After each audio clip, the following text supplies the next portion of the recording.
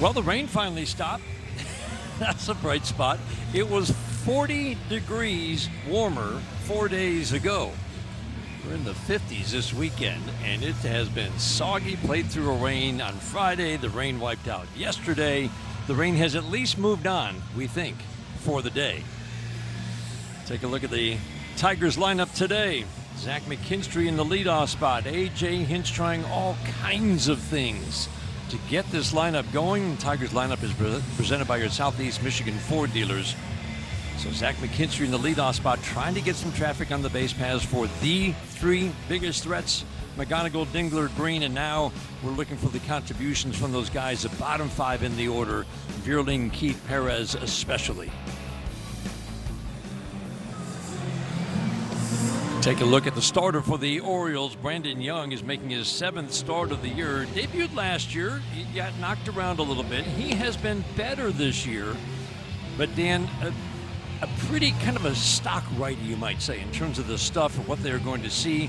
Walk rate is high, does not get a lot of swing and miss. But you also notice he's only been knocked around in one game.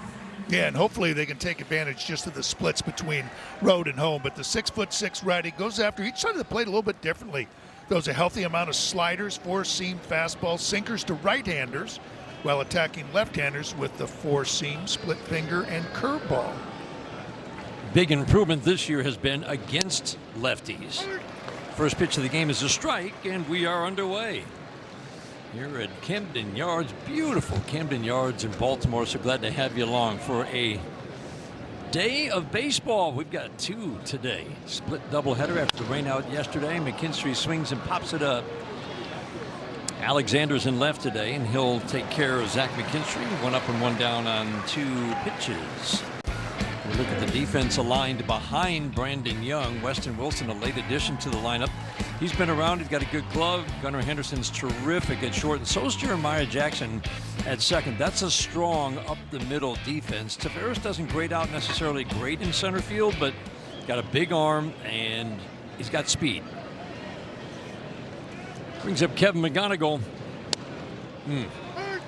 Beauty of a curveball. Well, how'd you know he was going to start him off with that, too? After that first pitch on Friday night, finding its way into the seats, he says, no, you're not going to fool me. I'm going to start you off with that get-me-over curveball. He might not see another first-pitch fastball for a month. A little dribbler behind home plate off the slider. I wouldn't, after what he did to Luis Severino in the Dominican Republic, hitting that, 465-foot home run. I think everybody should have taken notice and said, you know what? This guy's hunting and trying to ambush that first pitch fastball. Fastball's been a weapon this year. Likes to use it up. Fly ball to center is playable for Taveras.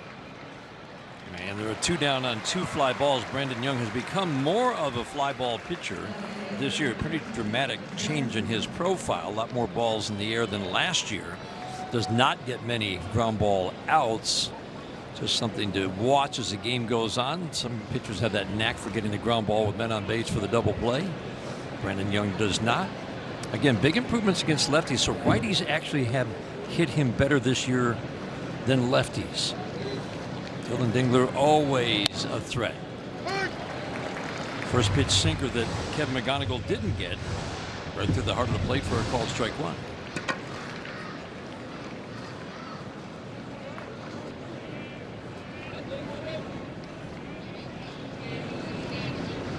The strike one. Swinging a foul. Dan, you look at those home road splits, and they're not just a little different. I mean, it's a 600 OPS for opponents against this guy on the road. It's worth repeating, 990 OPS. That's hitting for average, hitting for power. He walks more batters at home. I mean, at some point, that's something that he definitely has on his mind as this game starts. Especially home runs, too. 4 home runs here versus 1 on the road. Slider misses down and in. That's a pitch that looks really good when you go back and watch highlights of his season. And it just looks like he doesn't throw him too much in the inside. He really locates it very well down and away from right-handed hitters. Fastball up and in. Dylan Dingler thought about challenging, did not. That's a 1-2-3 first for Brandon Young. infinity. Imagine that. Look at the Orioles lineup against Framber Valdez. Take a look at the righties who are most productive against lefties, and that would be Taylor Ward. It's in the leadoff spot, but he's not hitting lefties with power. Adley Rutschman has been very good from the right side against lefties.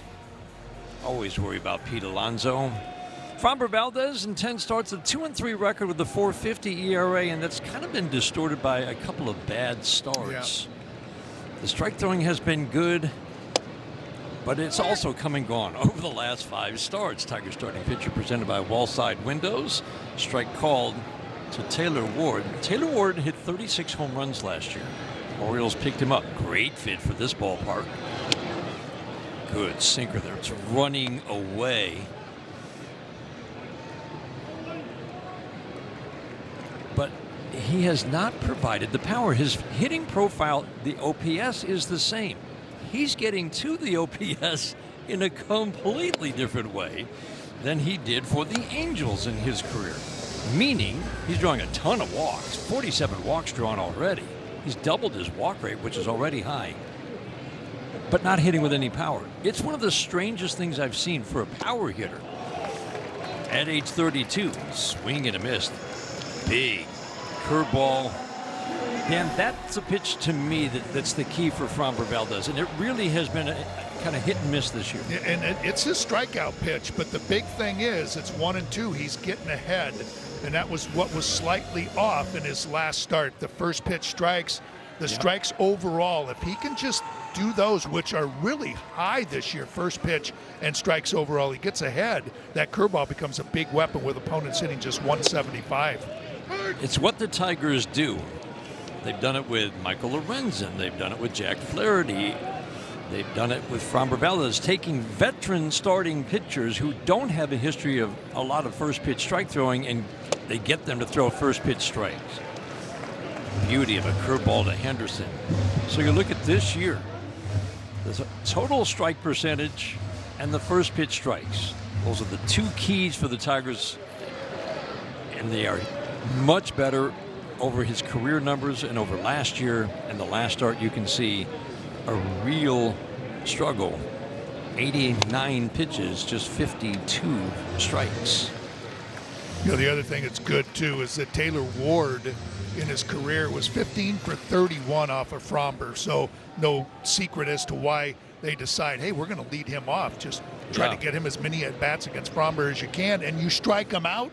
The first hitter, I mean, that feels like I'm on today. Henderson's actually been really good against lefties this year, better than he has been against righties. Fouls this one, severe jam job. Framber's been tougher on lefties. You would think every year he's tougher on lefties, but he's actually been tougher on right-handed batters the last couple of years. Lefties have done very little against him, hitting 240 with no power. And that's the thing, for all the unevenness and that high ERA, I mean, that ERA is coming down. You can just about guarantee it.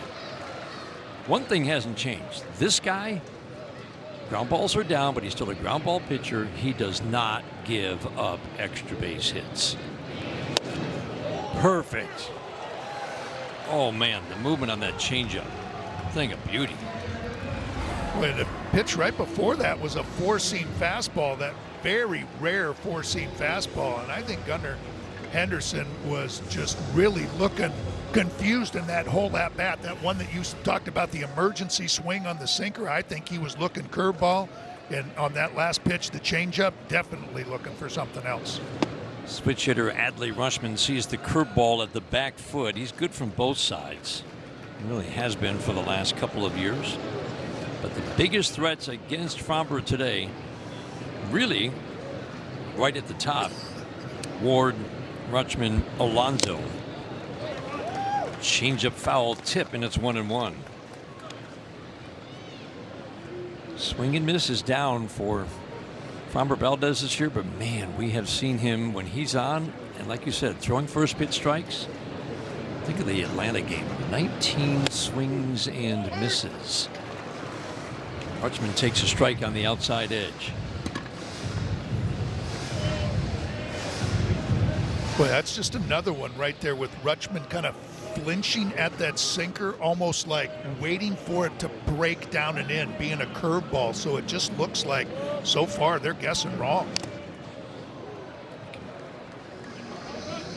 Tigers starting defense brought to you by Mary Grove Awnings. Always, you look at second, short, and third when Valdez is on the mound. A.J. Hinch is going to tell you who he trusts the most right now at those three spots because of all the ground balls.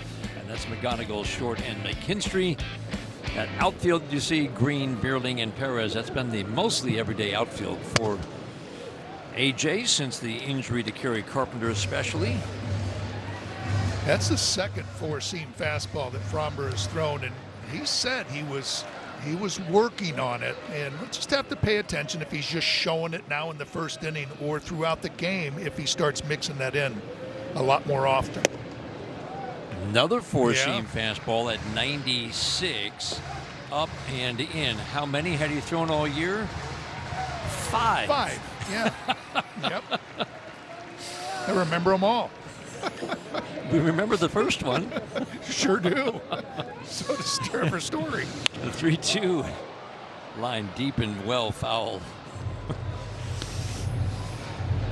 It is interesting, though, is that you think Dan, so I mean, you can almost go in any direction, but you can definitely go the curveball off of that. That's what I was thinking is why he's doing that. As good as his curveball is, he's trying to make it even better by tunneling it right off the four-seam fastball.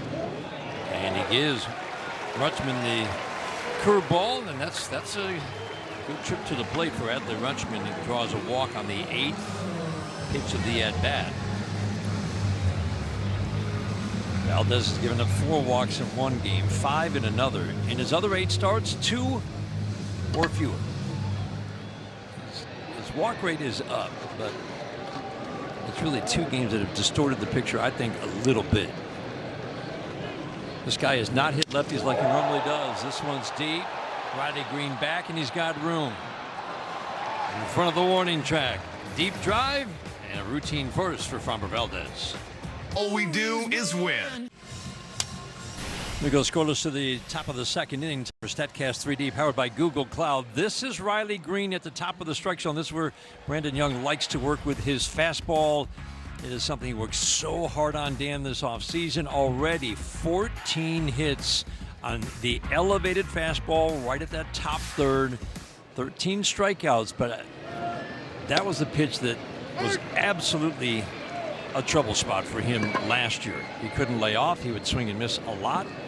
And you can see he's done a great job making sure that when he gets that high fastball, more and more, he's getting the ball that he can drive and not the one that's at letter high that he's going to swing and miss at. And that so many times I can just remember him taking that high fastball and lining it back up the middle. And that's part of that approach that he's done, that he's taken, saying, I'm not trying to do too much with it. I'm just trying to line that back up the middle. That's why he's getting so many hits. Sees the slider away. As Riley said during spring training, talked about all the training he's doing against the fastball, learning to also foul that pitch off to extend the at-bat. He said, we're always going to swing at that pitch.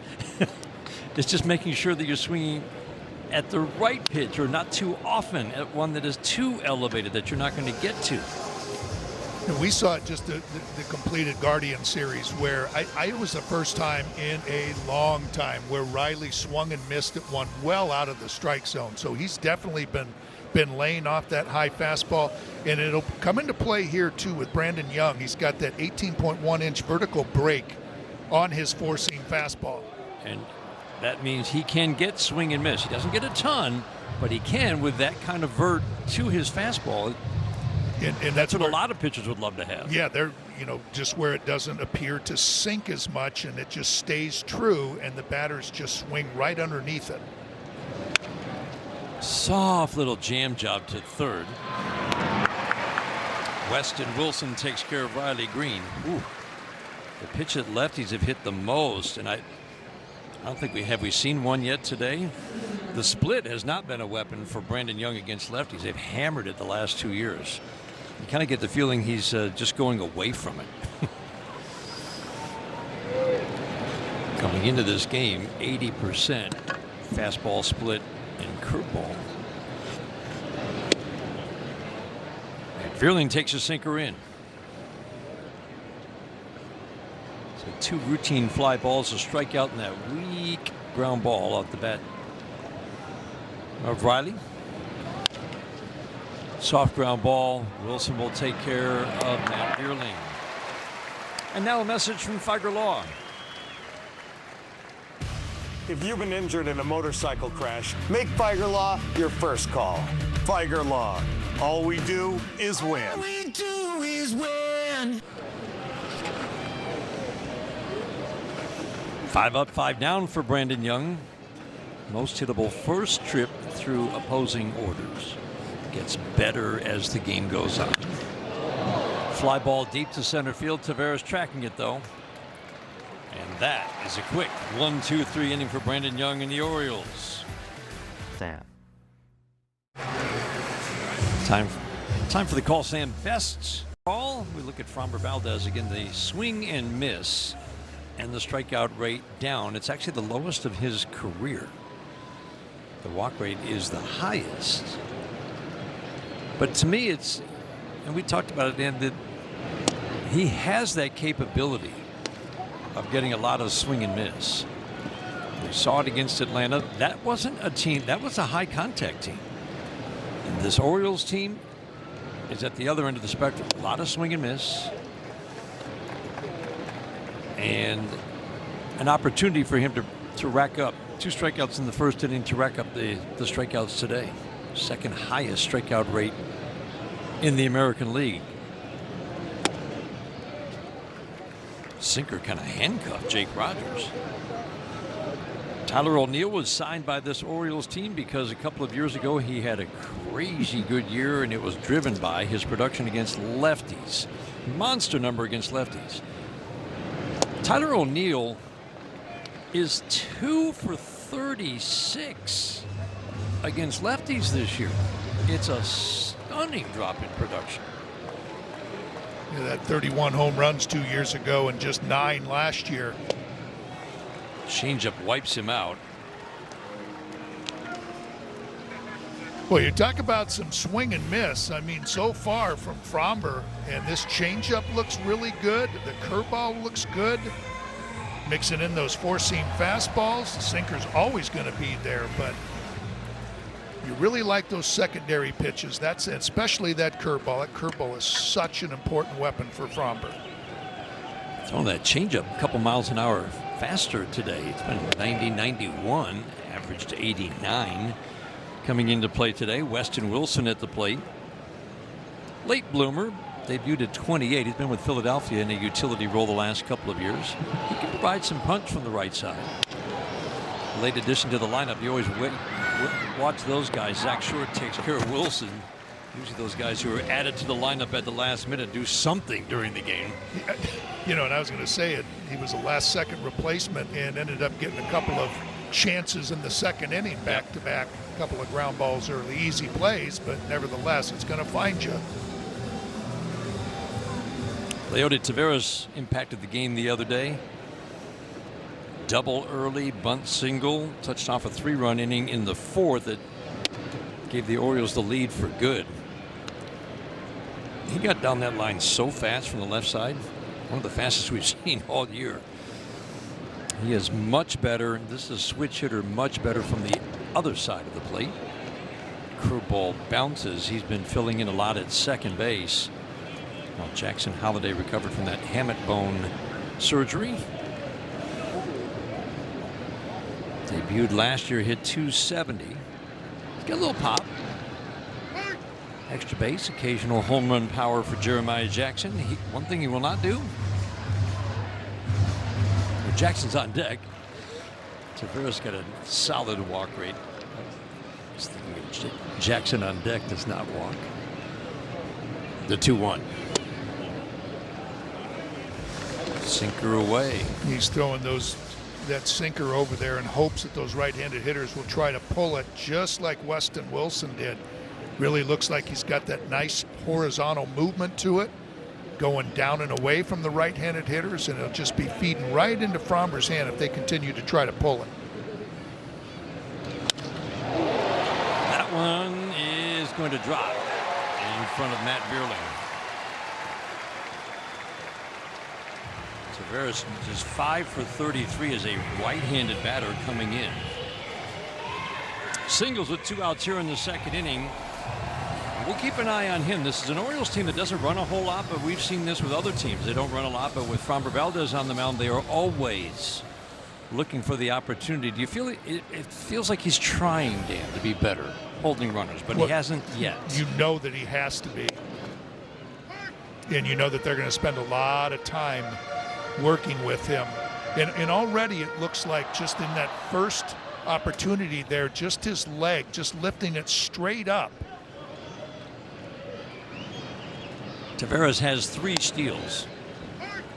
And what I mean by coming straight up, he's not crossing over the plane so the runner at first can know right away. If he crosses over that plane, they know that they can take right off. So he lifts that leg straight up towards first base, and they can't tell if he's going to go to first or if he's going to continue on home. Even a lob throw over to first like that can let the runner know I'm at least thinking about you over there at first. and sometimes not as soft as he threw that, but that snap throw can catch him off guard flat-footed. The 0-2, soft ground ball will go foul.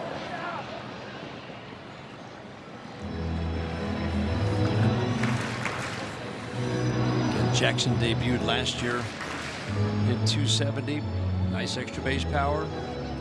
Or second-round pick from the Angels 8 years ago out of high school, and then signed with the Orioles in the fall of 2024. Done a nice job defensively at second base. This is the guy who will not walk. Ball 1 to each of the first 3 batters of this inning. Jackson saw strike 1. This will be the 4th pitch of the at-bat. He's off the curveball down.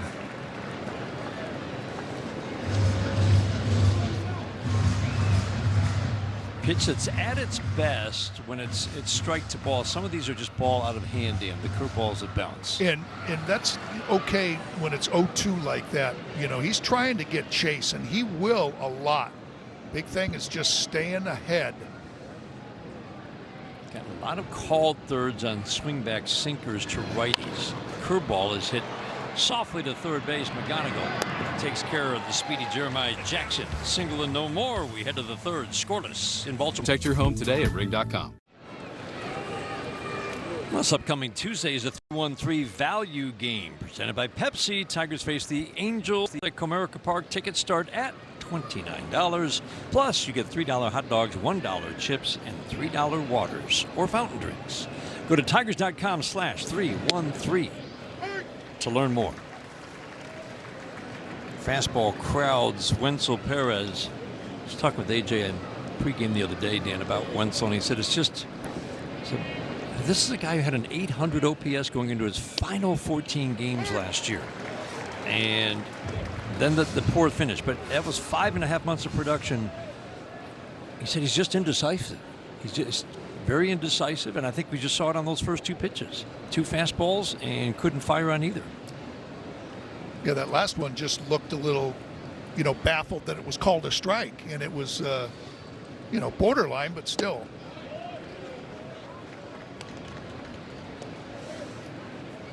He struggled from both sides. AJ feels his right-handed at-bats, which were a big improvement last year, have been better. We know he's got power from the left side. But they know that good offense is still in there. He said it truly can just be. Maybe that double the other day starts Wenzel Perez on a hot streak. But I think hitting the fastball will be a very good sign for Wenzel. And a little bit of indecisiveness, is just not trusting a little bit too, your ability up there, and just reacting, being on, like Kerry Carpenter always talks about, being on time for that fastball. On time for that fastball, but right to Taveras in straightaway center. It's a good swing. We've seen so many off-balance swings. I mean, just start with that. Balance swing, hit the ball hard. It's 1 out here in the third. Yeah, it's just being on time with that fastball, which he was, and hit it good, and then just adjusting to all the other pitches that you may see up there, all the secondary pitches. And just trusting that ability instead of kind of just feeling for it, not quite sure. Just trusting it and letting your natural ability take over. Jake Rogers swings at the first pitch, fastball, and pops it up. Boy, that pitch has been a weapon for him against righties. O'Neill makes the catch, and it's 8 up, 8 down with ease so far for Brandon Young. And now a message from your Southeast Michigan Ford dealers.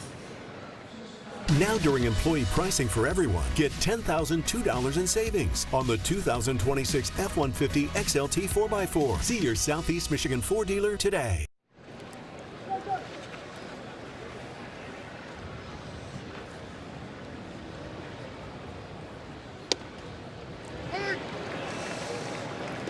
Because of that vertical that you mentioned, Dan, I mean, that's the kind of pitch that a guy with a high vertical on his fastball, 18 inches is big. You can get that called strike at the bottom rail because guys think it's going to sink out of the strike zone. And then do that. Go right back upstairs. Zach Short behind 0-2. Yeah, especially when you're 6'6" and that ball is kind of coming down at a tremendous angle, and it looks out of the hand like it's just going to carry and it's going to be low, but because he's got that nice spin on it and carry, it stays true. It's just been a weapon for him, especially against righties. They were 6 for 40 against the fastball, four-seam fastball last year. Only 2 hits off it this year, and 7 at-bats had ended on that pitch. The 0-2. Slider was ball out of hand.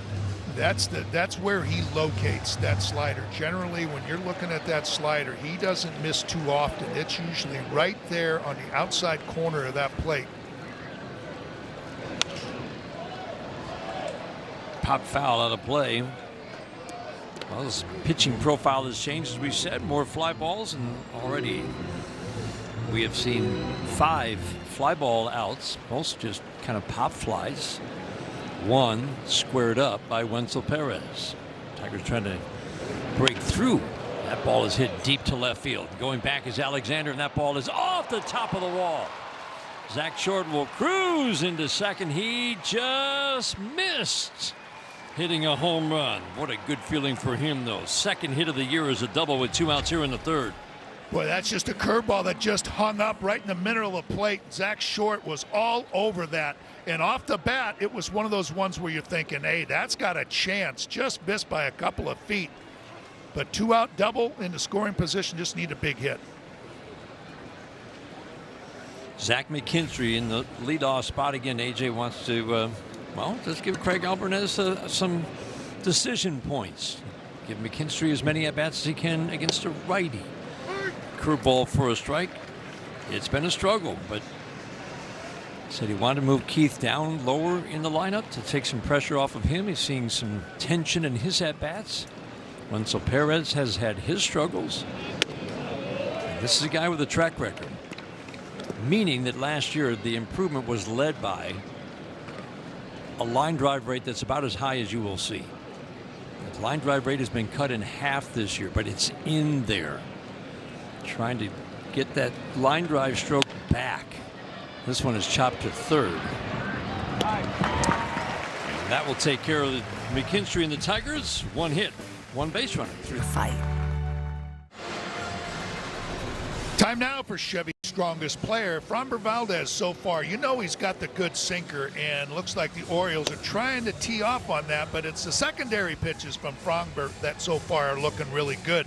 Curveball's always there too, but boy, that changeup off of that really good sinker of Framber spells trouble. So the way that Framber's looked so far, just keep that until hopefully this Tigers offense can score him some runs. 6 swings and misses through 2 innings. He had 19 swings and misses against Atlanta.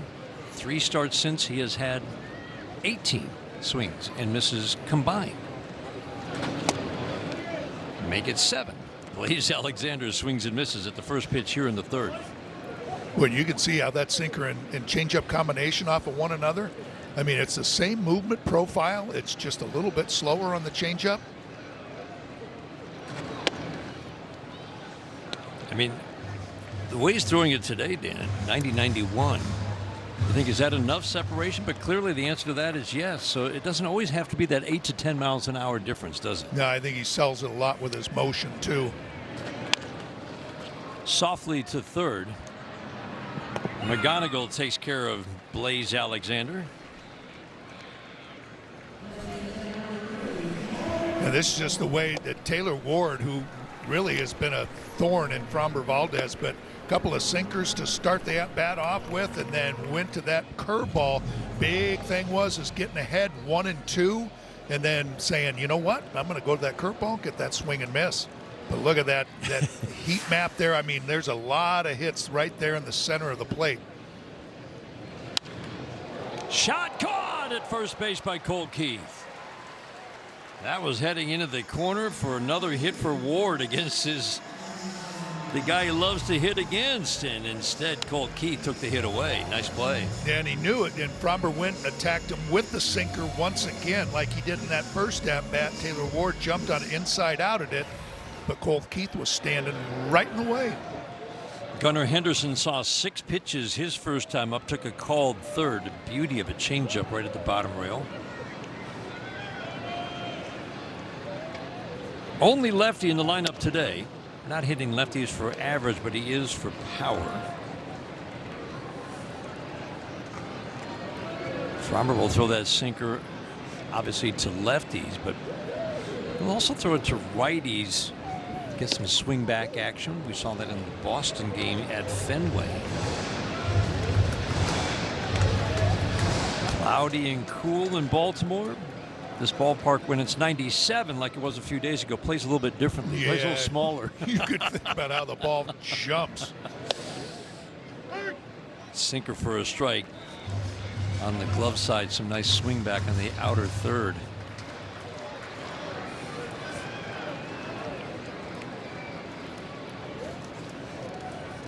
The 2-1. Soft little tap foul. Framber Valdez just, I mean, he just misses barrels, Dan. It's impressive. Alonso hit the ball hard, but it was off the end of the bat his first time up. It just, you can see all that movement to it on that sinker. That's some big horizontal movement. Rod setting up away for the slider. Gunnar Henderson a little more aggressive. Walk rate is down. Strikeouts are up considerably for him. Production is sharply down from 2 years ago when he had that monster season.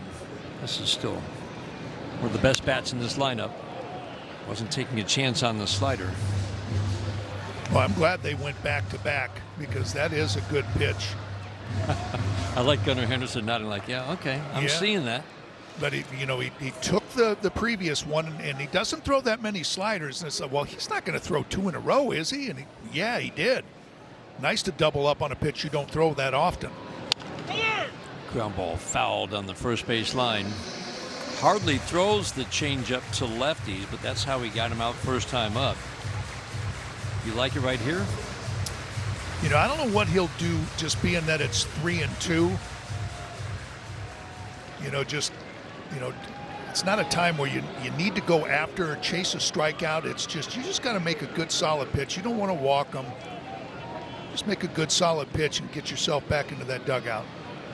3-2. Got him. Two-seamer up. And a 1-2-3 third inning for Framber Valdez. And went with it. Said, you know what? I'm going to go back to my best pitch, which is my sinker. Oh, reliable. And flexible financing options. They say moms are the real MVP, and that is evident in Kevin McGonigal's mom, Tracy, coordinating and buying 265 tickets for friends and family, making the hour 45-minute drive from just outside of Philly in Kevin's hometown. But wouldn't you know, Tracy was not one of the ones in attendance on Friday night because she had an emergency appendectomy. She said she was on the phone with Kevin beforehand, and she said she was a mess. And Kevin said, it's fine, it's a baseball game. So she has the surgery. It goes well. She then proceeding to make her way home from the hospital. She's in the passenger seat. and then she sees that home run. And she, as she told me, she's delirious from the anesthesia. And the driver is like, hey, are you okay? Because she's breathing heavy and pointing down to her phone. And she goes, Kevin just hit a home run. And now he just hit a single. Oh, my gosh.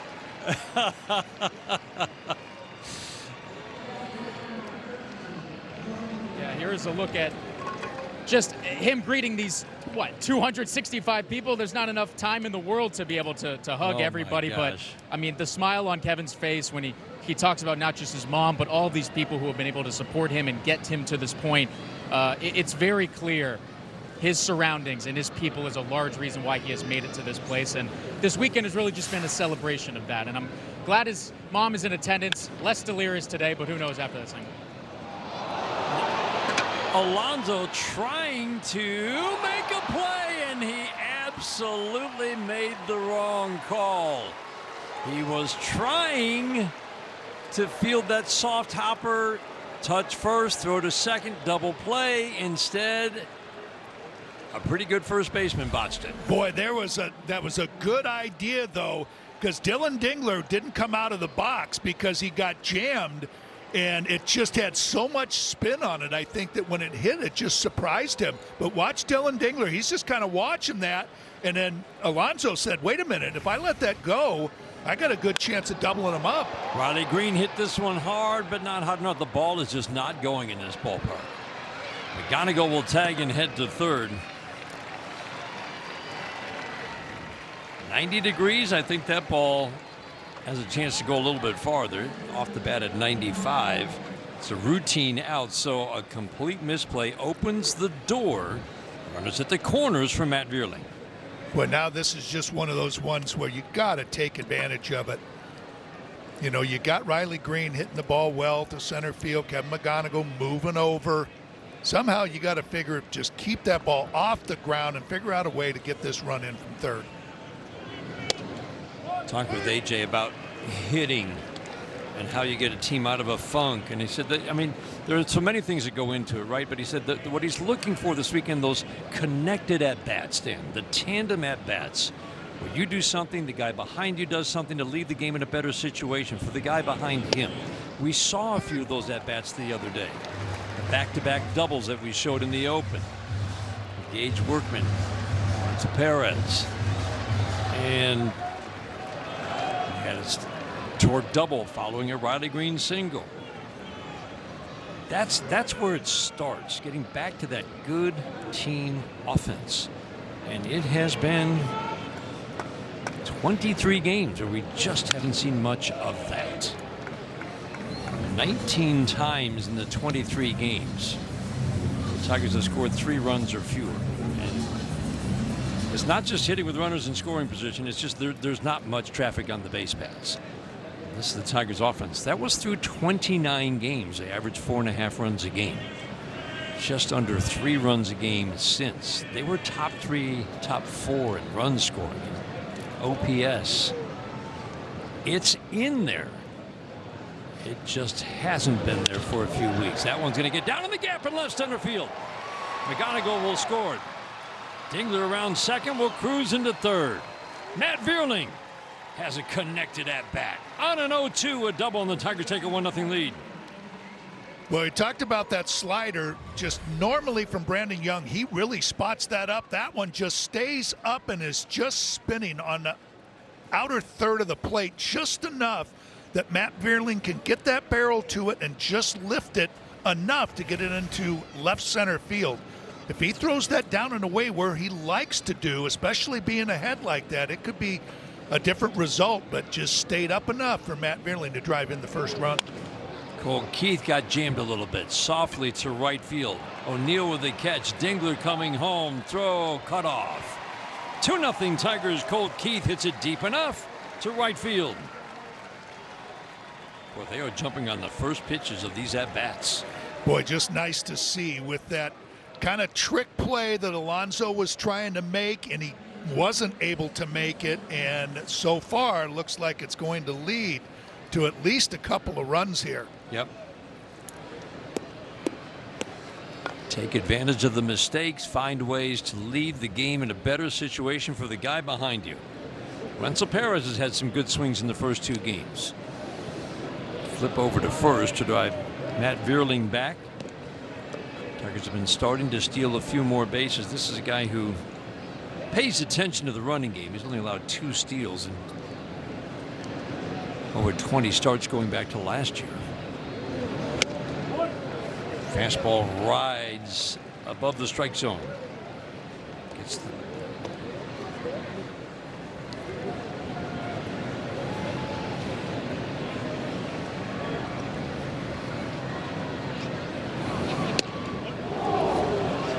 curveball misses away. I do think we're seeing better swings from Perez. I mean, we saw so many where he just kind of swing himself all the way around and off balance. It's a good take. The curveball down and in.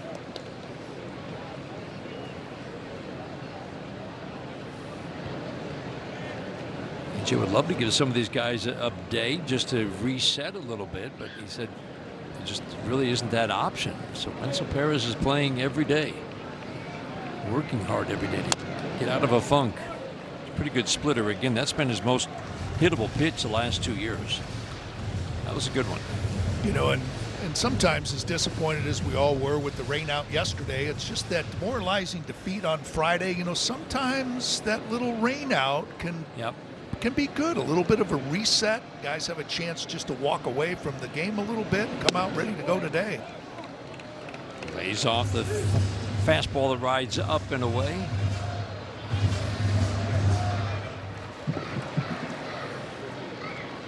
Lefties haven't done anything against that pitch. You would think he might go back to it. He does, and he misses outside. So Perez draws a walk. So this is the kind of rally that can spur an offense team. Single, take advantage of the error, followed by a single, a sacrifice fly, now a walk, keep the line moving. And that pitch count too, just when you're kind of rolling along too, you know, things are going, things are going really well for you. You know, you're feeling good. You're throwing all your pitches where they want to be, and just that one little play, and all of a sudden you've got that pitch count adding up, and I think that's why they're just kind of, okay, let's go out and give him a little bit more, give him a little breather here, let him catch his breath. Logan's got a little more on the offense. Logan? Yeah, you guys were talking specifically, Peaches, you were talking about maybe getting away from the park and just how getting away from the game right now when you're going through a struggle like that. AJ Hinch earlier was talking about just staying optimistic on a daily basis when you're going through a stretch like this one. And you have a room down there that is, their default setting is to be optimistic. And he said you can't feel sorry for yourself. You can't dwell on it. Feeling that way doesn't change one thing. And the season hasn't been lost. The division hasn't been decided. And in a lot of ways, they've pulled out of this before. So they have experience in that department, and it's reminding those guys what they're capable of every single day when they approach and get to the ballpark, too. Yeah, Logan, I think, I mean, you've been in there plenty. There is the absolute belief in that clubhouse, Dan, that this team is still very capable. It's still very talented, capable of getting on a run. To a man, I think they feel that way. No, there's no doubt. It's just you want to see some. You continue to put all the work in, and you just want to see some of it pay off. That's the frustrating part for these players, is that they're banging their head against the wall and they just want to see some wins. Jake Rogers, soft fly ball to right field first time up. Now he's got the good hitters count. Righties have hit 270 against this righty with some power this year. Could be an opportunity for Jake. 3-1. Yeah, now all of a sudden kind of getting into those hitters counts. Throwing a lot of pitches instead of those early swings and a lot of easy outs. Kind of working the counts a little bit, being a little bit more selective. Beerling the runner at second, Perez at first, little pop-up. Jackson takes care of Jake Rogers. Pete Alonso, he's pretty good at first base. Wanted to make a play and tried to get two. Instead, he couldn't get one.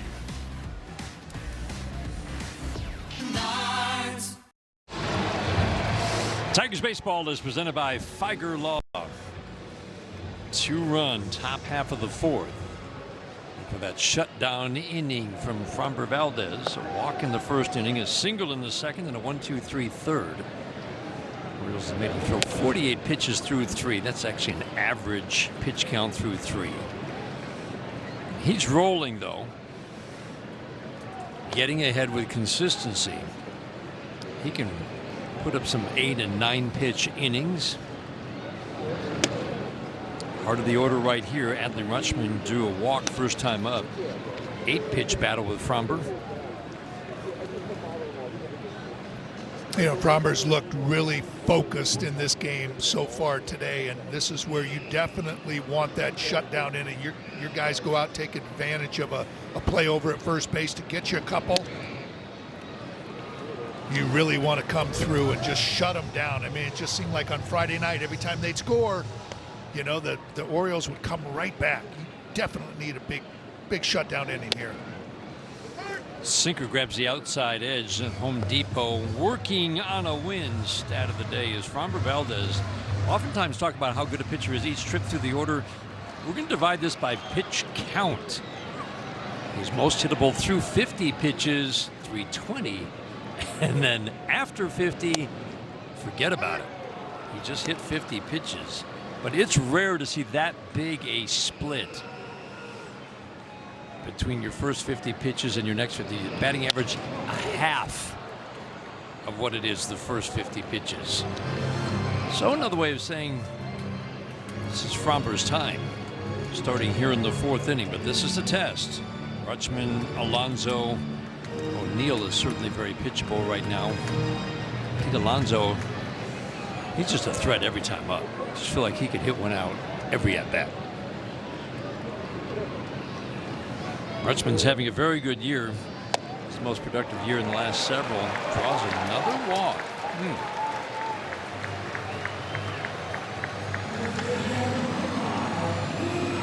2 walks issued by Framber today, so that's the limit. At least it has been in 8 of his 10 starts.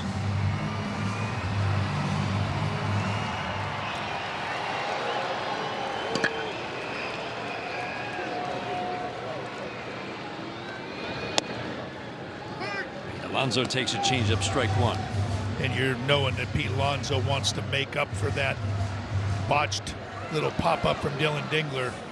And hopefully that'll play right into Framber's hand, and maybe you can get a double play here. A little bit over-anxious or something like that, just trying to do too much and get on top of a changeup, get on top of a sinker, and hit a little ground ball to Zach Short. Led the National League with 23 double play balls last year. This one's deep to left field, but actually Bradley Green will come in and toward the line to make the catch. Once again, misses the barrel of the bat. Got Pete Alonso shaking his head going back to the dugout. It's what Framber Valdez does. Just that changeup. It's just a good way again of trying to take advantage of the hitter's emotions a little bit. You know, he's kind of grinding it out like, oh man, I got to do something big here. I got to look for something hard, and he just takes enough of it off to get him out in front for that lazy fly ball.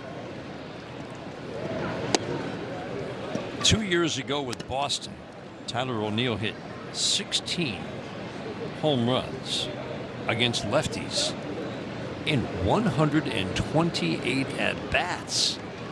Basically a home run every 8 at-bats. And that production fell way off last year since signing with Baltimore. He's hit barely 180, and he has not done any damage against lefties, especially this year. Sinker for a strike. First pitch strike throwing has been off after the hot start, but Framber able to get back into at-bats. It just means a few longer at-bats and the pitch count climbing for Framber. Fewer ground balls this year, so we're seeing fewer double plays turned behind him. Such a reliable way for Framber every year of his career to get out of a jam. Only 4 double plays turned behind him so far in his first 10 starts. Good double play candidate at the plate. In the air to right, deep and playable. Perez had it all the way. Did a nice job getting around that ball, reading it, getting back to the track. 2 outs, a man on first. Well, Tigers fans, stream the Tigers games live with a subscription to your new home for Detroit sports, Detroit Sports Net, presented by Bet365. Your subscription includes the Tigers throughout the season, plus the Red Wings starting in the fall, subject to national exclusivities, of course. Terms and conditions apply. Don't miss a minute. Subscribe by visiting tigers.com/Detroit Sports Net. Tigers with a 2-0 lead in the fourth. Framber Valdez misses with the curveball up.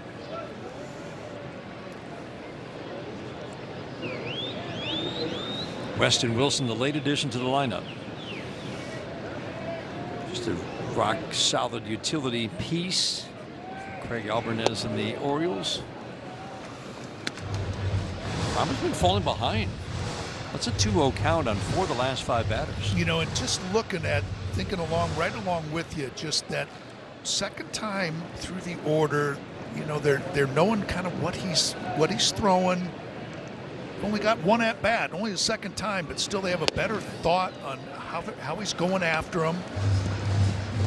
Just being a little bit more selective, like O'Neill there had a couple of really good sinkers coming back. It was 2-0, and he just didn't want any part of them.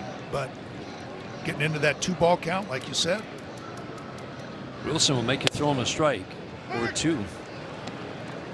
Limited at bats. He's already drawn 6 walks. I don't think we've seen the 4-seam fastball since that first inning either, though. Comes out showing a couple just for the heck of it, and then that's it. In the air to right field again. Perez will have room to make the catch, going to the track. 2 deep fly ball outs in the fourth. Framber Valdez with the shutdown. 844 awning. Well, the Tigers score 3 runs or more in this game. They are 2/3 of the way there. You can visit a participating Arby's location tomorrow. You know what you get. It's a free small order curly fries.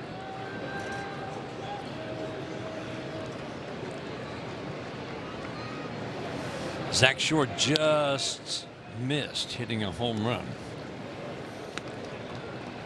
First time up, takes a pitch in.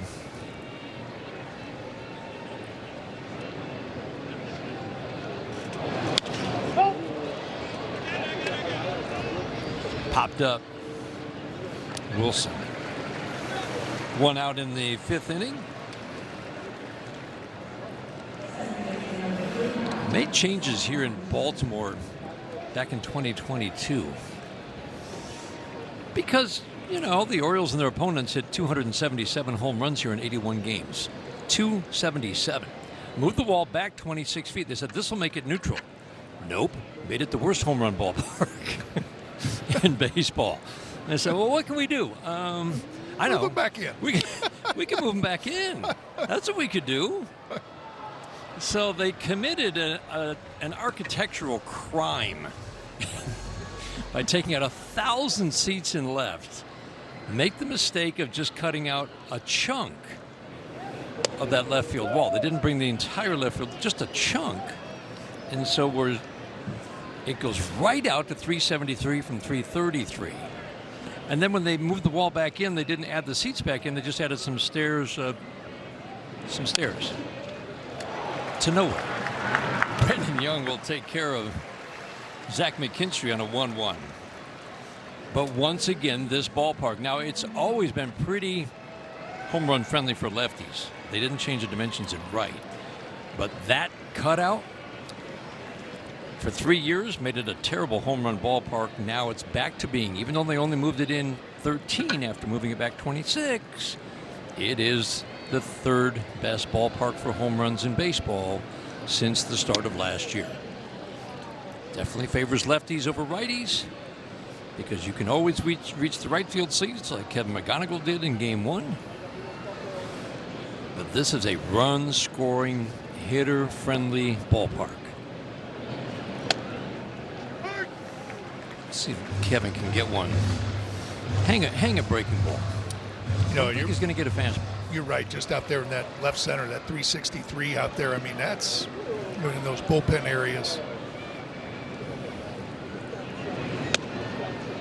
I mean, right-handed hitters for a while knew that they had no business pulling the ball No.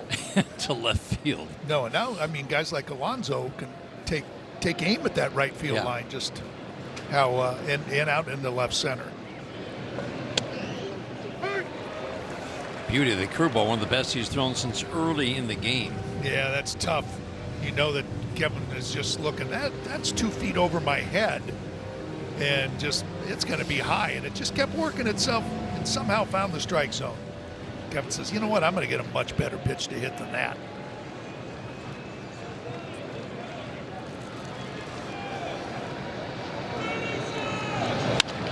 Softly on a jam job to Jackson. To Alonso. Third 1-2-3 inning of the day for Brandon Young. Delivery meets you there. Let's take a look at an odds update via Bet365. Framber Valdez, the strikeouts there, the over-under currently at 5.5. The odds subject to change, fellas. All right, Logan. Great strike throwing early. Framber Valdez, for the last 5 batters, has started the at-bat 2-0.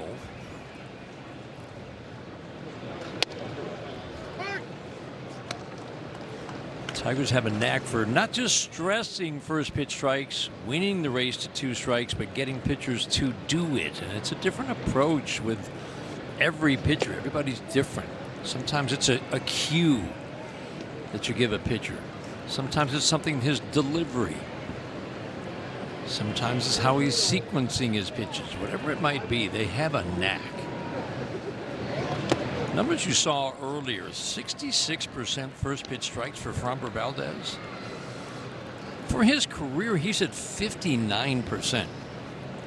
That's not a small increase. That's an incredible increase in his ability to throw first pitch strikes. Again, he's been a little bit off today after a good start. But the total strike throwing goes along with that. That's why he's walked 2 or fewer in all but 2 starts. We see him sometimes lose it just a little bit, like he has today over the last 9 batters or so. Changeup misses in, and now we're starting to see that pitch count climb with some long at-bats. This is a big improvement for Framber, and as you said, Dan, the more he can stay with the good first pitch strike throwing, you're going to have the quicker at-bats. It leads to softer contact. That's what the Tigers emphasize over and over and over. You get ahead, you get softer contact. He doesn't always get soft contact, but it's very little in the way of extra base power. Perez came in, then went back. In the end, that's a good running catch for Wenzel Perez. 3 line drives to right the last 3 batters. Let's take a look at the swing and miss for Framber today. A lot of it came early. 3 off the curveball, 3 off the changeup, 3 on the sinkers. That's a big total. It is, and it's nice to see just you've got 3 on 3 separate pitches. Yep. Instead of one being real heavy. And that's the key about throwing strike ones too. It's not, well, hey, just throw a strike. Well, you know what? You should be able to throw 3 different pitches for a strike also. It's not all about just, hey, grooving a fastball right down the middle. It's landing a first pitch curveball that a hitter says, oh, I don't want to swing at that ugly looking curveball and hit a little ground ball. I'm going to take it. Next thing you know, it's 0-1. There's a 4-seamer. Decided to mix it back in. And then the same thing, he started a lot of hitters off with a changeup. You know, hitters up there thinking, okay, I want to ambush him, throw something else. And that's the thing. Like you said, it's got to be a quality strike one. Some guys throw more strike ones, but then that first pitch gets hit hard. And his that's first the other pitch, when it's put in play, well below league average. It's not just one pitch. You're right. It's the quality of whatever pitch you're throwing. Changeup gets Jackson. 5th strikeout for Framber Valdez. Boy, that one just kind of floated in there. And fooled Jackson. That one just good. You see that good darting action away from Jackson. but just kind of floated in there, just waiting for it to come over the plate. Never did, and then darted away at that last split second. So if there's not going to be a ton, Jake Rogers going to challenge the Catcher curveball. challenge, call ball. The challenge is powered by T-Mobile. Jake's smiling. I think Yeah. he knows he might not. Yeah. Oh, he got it. Wow. Well done, Jake. He knew. What am I talking about? But no, I thought maybe it was off the plate a little too. bit. Jake was like, I had to give it a shot. But you talk about, landing a curveball and the quality of it, that's both. Come right back with the fastball. Another fly ball to right. Wenzel Perez is getting a workout out there.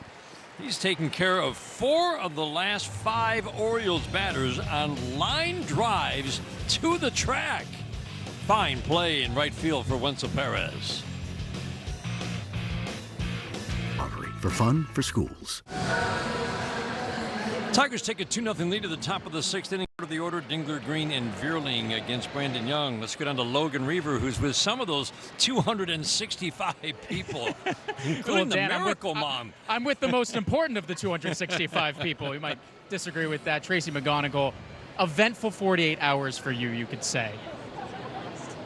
Friday night, where you're having this emergency surgery. Luckily, you're here today. You're a trooper. Everyone's like, why are you here? You're like, I had one day off. That's all I needed. For you, when you're watching Kevin hit that home run from your phone, coming back from the hospital, still delirious from the anesthesia, as you said, what's going through your mind? Nothing. That I wish I was here. That's what, I wish I saw it in person, but saw it on my phone, as you said, from the car, and screamed a little bit. Gave my boyfriend a heart attack because he thought something was happening, and I said, no, Kevin just hit a home run. But I had told Kevin earlier in the day, before my surgery, you can't hit a home run tonight because I won't be able to scream.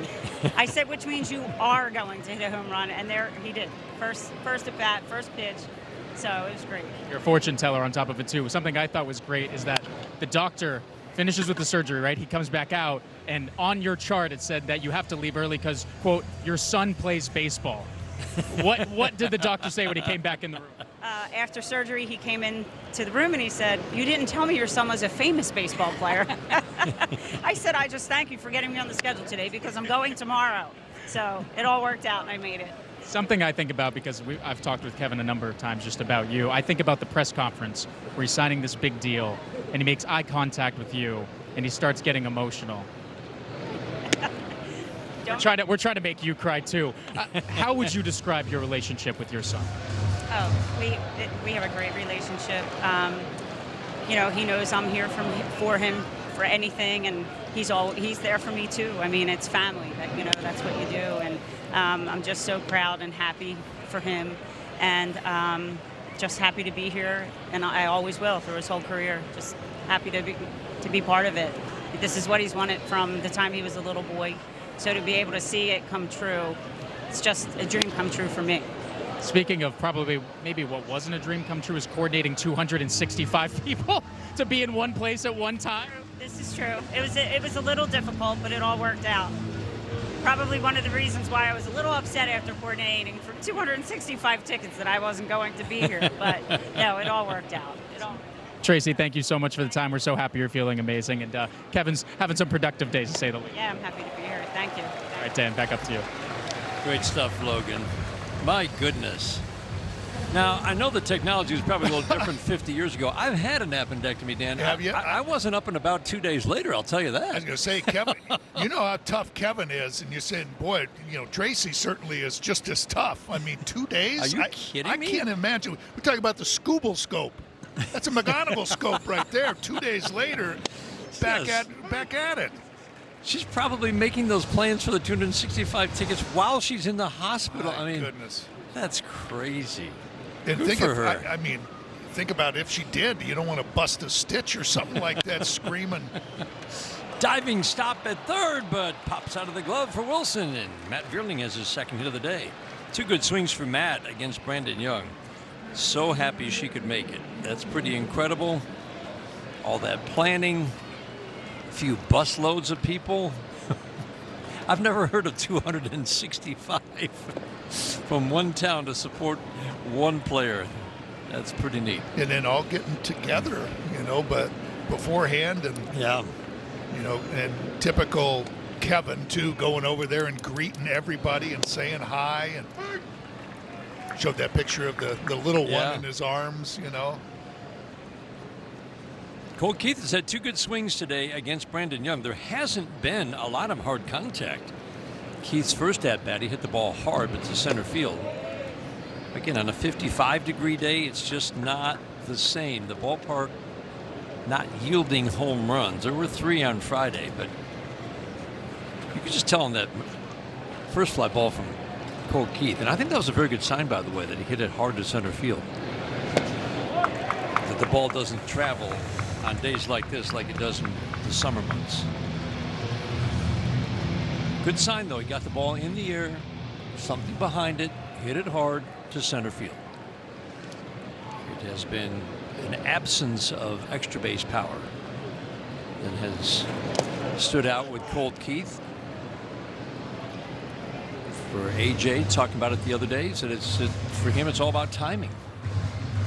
I just like to the productive at bat too, knowing that what you have to do and have a good idea about it. Don't just go up there and take an at bat, but know what you have to do to hit that outfield grass. Something to the outfield to drive in a run. No, that had to feel good. Yeah. Situational hitting. As the Tigers talk about all the time. Every at bat is a situation. What is the game telling me to do in this at bat?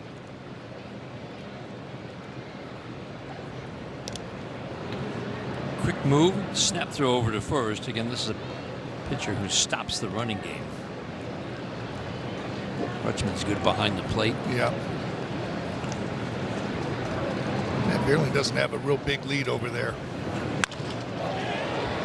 Will that one drop? It's a little pop fly, and it will. Beerling is going to be waved to third. Colt Keith will hold at first.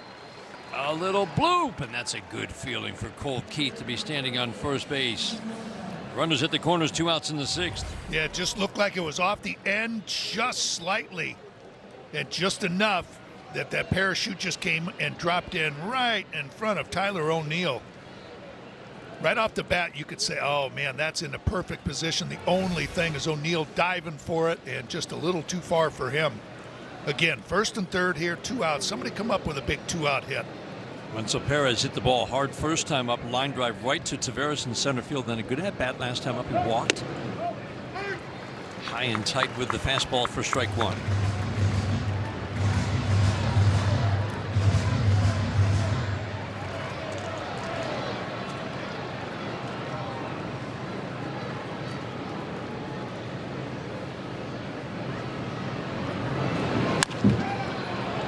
To second base. Little backhand flip to Henderson for the force. Tigers threaten, but do not score. How about this for a cheering section? This was the group for Kevin McGonigal yesterday. I love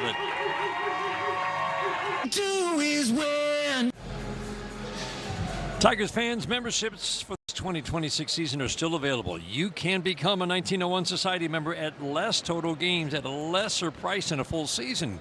If you commit to just 18 games, you're going to unlock the best perks available, like price, location, exclusive member events, priority access to postseason tickets, a whole lot more.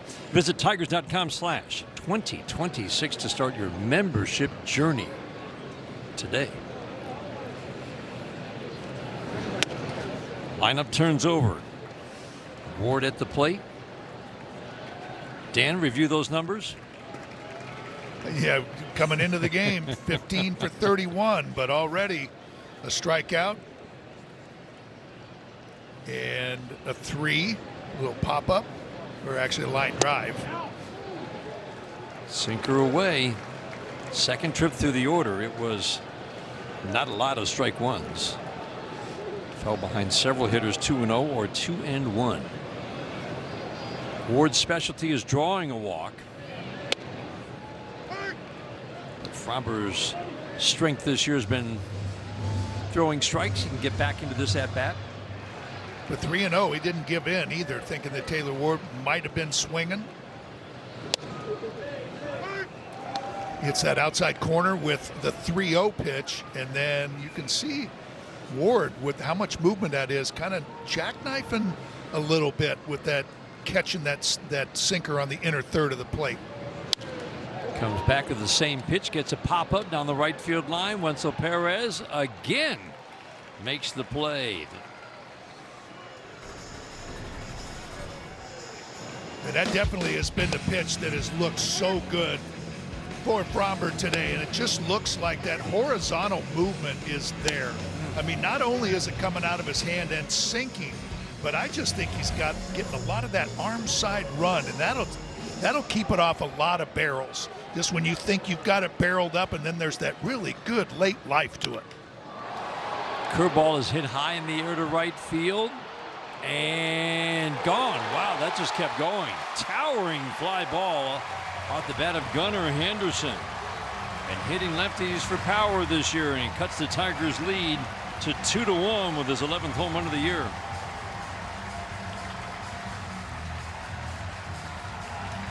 Boy, Dan, we are just talking about, the good quality strike ones, and Fromber just tried to throw that first pitch curveball for a strike, and it just stayed in the middle of the plate.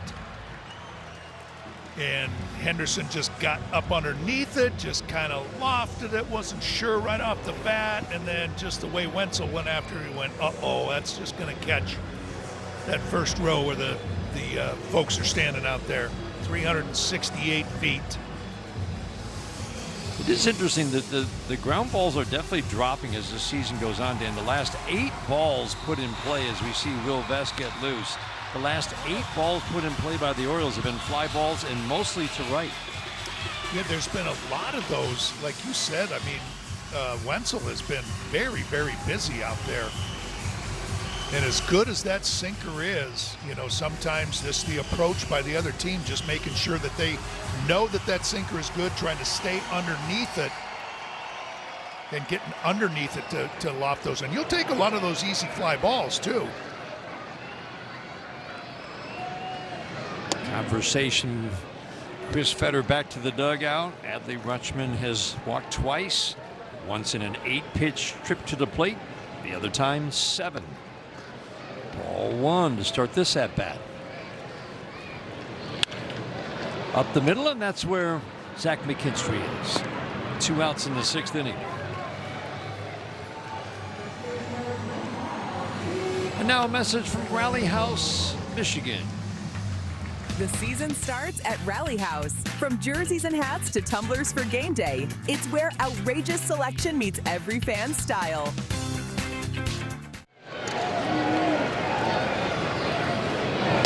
Well, this becomes the at-bat. Yes. Almost surely the end of the day. Yep. For Fromber Valdez. Although he would get O'Neill if Alonso reaches, but the home run threat. Pops this one up to center field. It's high, it's deep, and Veerling is going to go back and have room at the wall to make the catch. Wow. Pete Alonso knows he just missed one. That's 3 swings that he's had. Flew out to left twice and now to center. We make sleep easy. Bet 365 scoreboard. Tigers hold on to the 2-1 lead thanks to the damp, chilly weather in Baltimore, because Pete Alonso crushed that ball. That's 3 really good swings that he had today. A couple off the end, but that one he squared up.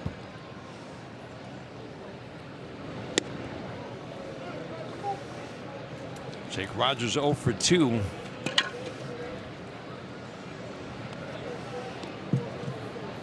Brandon Young has not pitched deep into games very often this year. But you look at the hits he's given up. He's given up 5. You got a ground ball that was hit hard, kind of a line drive off the bat of McGonigal. Veerling, line drive single. You got a bloop single. You've got Short's near home run. Maybe 4 hard hit balls off Brandon Young today. He's done a nice job.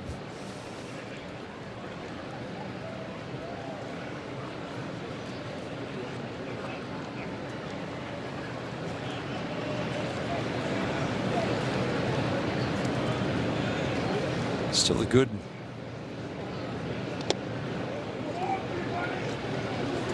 3-2 now, and Jake Rogers had the good hitters count.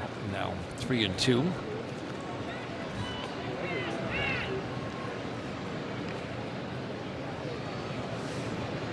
First time this year that Young has pitched into the 7th inning. Jake Rogers pops it up.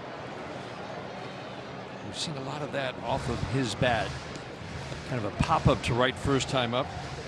Popped out to second base last time. Hitting 159 and limited at bats this year.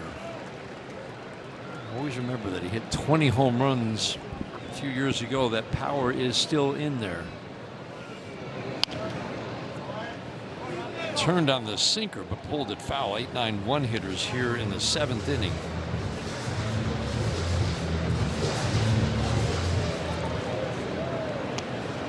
Tigers love to answer back. Orioles just got on the board. Four-seam fastball on pitch number 8 gets Jake. Yeah, Jake had fouling off a couple of pitches just to keep that bat alive, and then just got a little over anxious on that high fastball, thinking that maybe he could start that inning off by coaxing a walk out of Young, but just got a little too aggressive.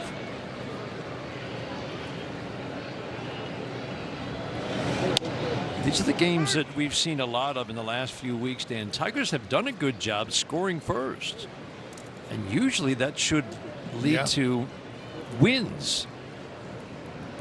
Basically every year teams win about 60% of the time when they score first, even if it's 1-0.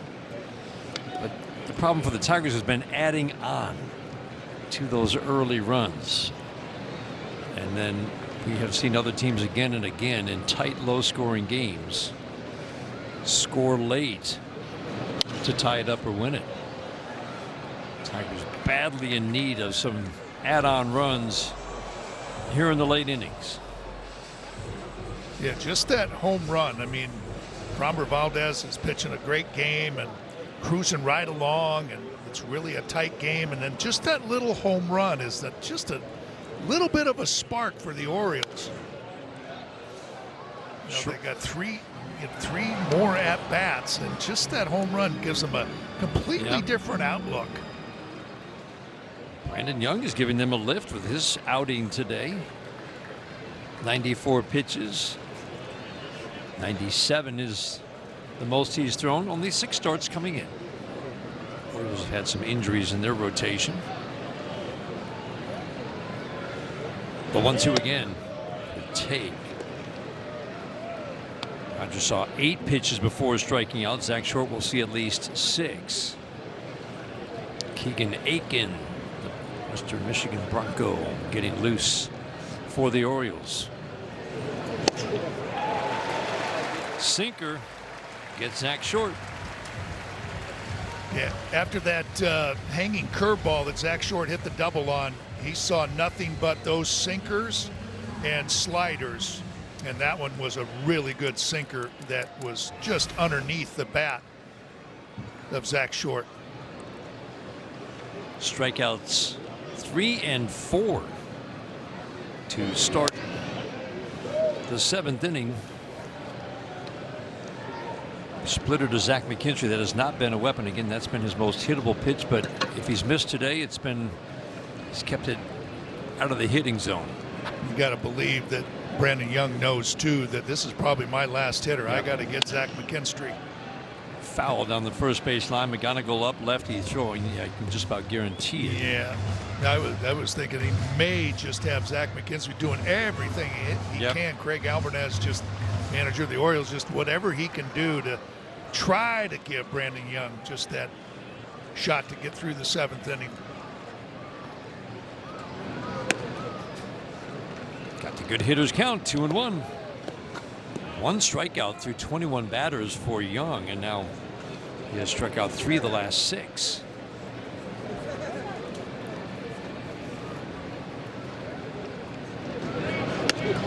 Good take. McGonigal waiting on deck. He's going to face the lefty. Zach McKinstry trying to get something started with 2 outs in the 7th inning.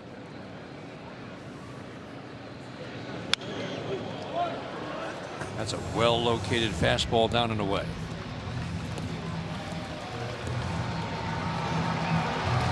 Yeah, that was the pitch right there if you're thinking, because I think you're going to get a good pitch to hit this last two just because he knows it's the last hitter.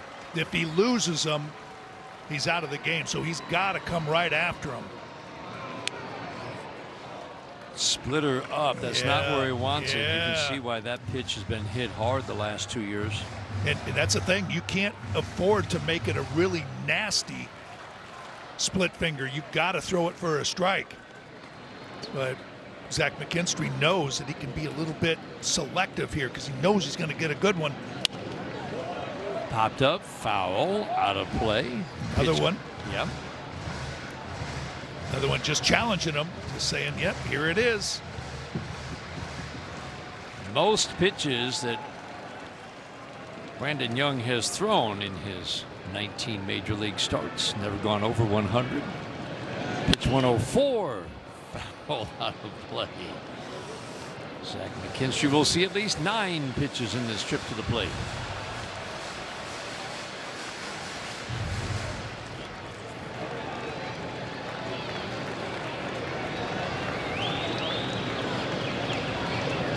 Again, the 3-2. Good trip to the plate for Zach McKinstry, a 2-out walk. That will be the end of the day. Lefty is coming on for Kevin McGonigal. Tigers trying to add to their 2-1 lead in the 7th. The best $10.99 you can eat. This copyrighted telecast is presented by authority of the Detroit Tigers and may not be reproduced or retransmitted in any form, and the accounts and descriptions of this game may not be disseminated without the express written consent of the Detroit Tigers. Keegan Aiken, the Western Michigan Bronco product. Kevin McGonigal, game 1, left on left against Keegan Aiken. That was a no-doubter. First pitch of the game, Craig Alvarez believes in his lefty, but Keegan Aiken has had a really tough time getting lefties out. The last 2 years, he induces the soft ground ball off the slider. One pitch, and he gets the final out here in the 7th. Coming up, it's the Figer Law, 7th inning. This Memorial Day, please join USAA in honoring our fallen heroes.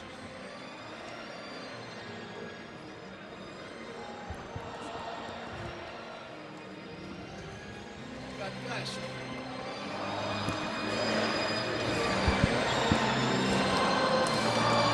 you. Memorial Day weekend. The Tigers are actually off tomorrow.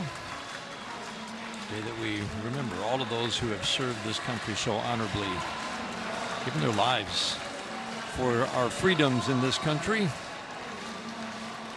Tigers in the first game of a doubleheader take a 2-1 lead to the bottom of the 7th inning. Will Vest takes over on the mound.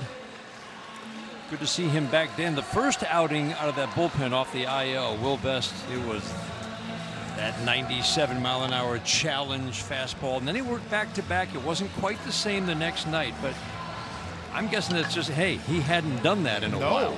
He had one rehab appearance, and it went so well that they just said, you know what, we need him, and we got to get him back up here really quick. So he didn't have what they would have liked to have done, back-to-back outings on his rehab assignment down in AAA.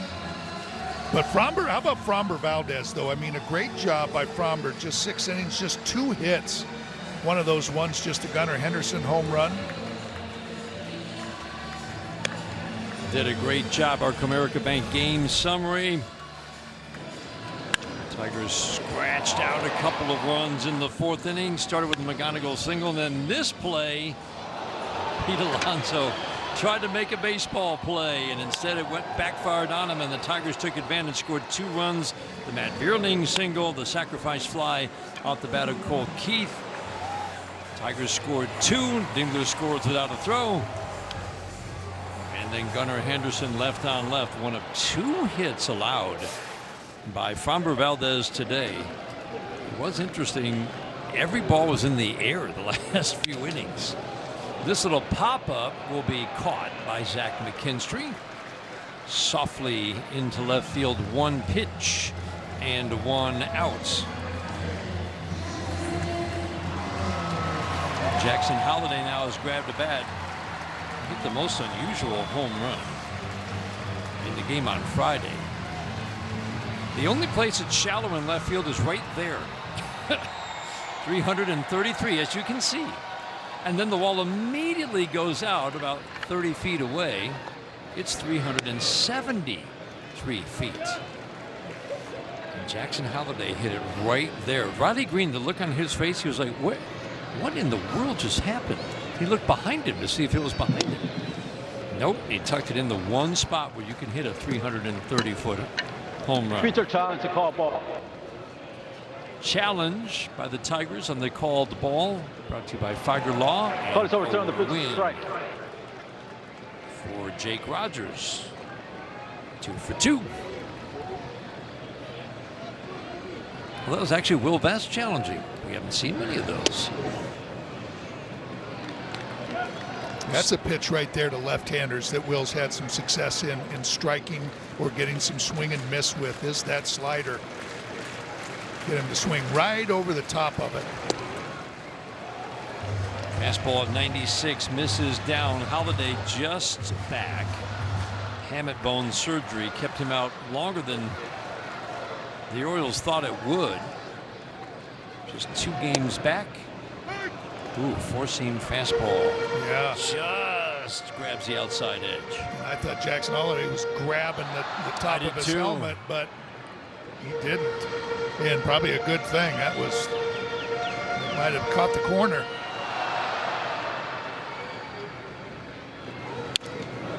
Swinging a foul over the screen. You saw the numbers for Will Vest. It's a high ERA, but I still feel really good with Will Vest on the mound. Been a couple of outings that have bloated the ERA a little bit. I think he was trying to pitch through that angry forearm or angry elbow, and that might have led to some of those earned runs. Good fastball here, gets the ground ball to first. There's a lot to like about his season, even with that ERA that you see. It's only 13 2/3 innings. Bumped the ground ball rate significantly last year and has taken it to another level. You got a power arm that gets a ton of ground ball outs. That's a great combination. A little more swing and miss. Picture this guy getting into a groove and being the guy that he's been, well, 3 years running, an ERA right below 3 the last 3 years combined. Just that 4-pitch mix. You know, not too many back-end relievers have that 4-pitch mix, the 4-seam, the sinker, slider, changeup, and not afraid to use them. That's right. Opponent's only hitting 240 with no power. Some bad luck involved in having given up as many runs as he has in 13 2/3. There you go. I mean, that's a great example of the changeup. You bet it is. You know, when you've got a guard against that upper 90s fastball, the 4-seam, and the sinker, and then he drops in that changeup, especially located right where he threw that last one. The 1-2. Man, you talk about hitting the target. Jake set up away. That fastball was right there. Taveras hitting from his stronger left side.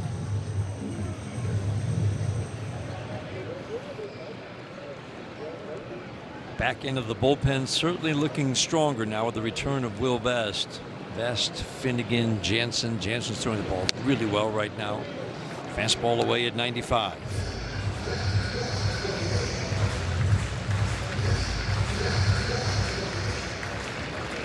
Not much home run power. Taveras has had some good swings in the 2 games. Got him. Fastball riding at the top of the strike zone. Boy, that looked like it had a little bit extra little hop there at the end. Taveras thinks, oh yeah, looking good. Exclusively at the Home Depot. Well, June and July giveaways have just been released. Items for the giveaways include a printed sun hat, Detroit Stars inspired windbreaker, Paws Tiki mug, and a 1901 replica jersey. Head to Tigers.com/giveaways to learn more and get your tickets. 3-4-5 hitters against Keegan Aiken. Fastball a little above the belt. CNL Ward on deck. Hitter is Riley Green. As we mentioned, Keegan Aiken has not been getting lefties out. Not just this year, last year and this year combined. As he goes to 3-0 on Dylan Dingler. They've hit .298 with power. They didn't do anything against him in 2024. Keegan Aiken has been a reliable lefty arm out of the bullpen for the Orioles the last 2 years. He misses with 4 straight. To Dylan Dingler to start the 8th inning. That brings up Riley Green. Yeah, you know Keegan Aiken was left in the game just for this reason, to go after Riley Green, and forgot all about Dylan Dingler. Hey, I gotta face somebody before I get to Riley Green, and 4 straight pitches, and hopefully this turns into a big inning for the Tigers. Riley Green swings and pops it up. Gunnar Henderson will follow that ball right to the line. 1 out in the 8th inning, and now a message from Figer Law. If you've been injured in an auto accident, make Figer Law your first call. Figer Law. All we do is win. All we do is win.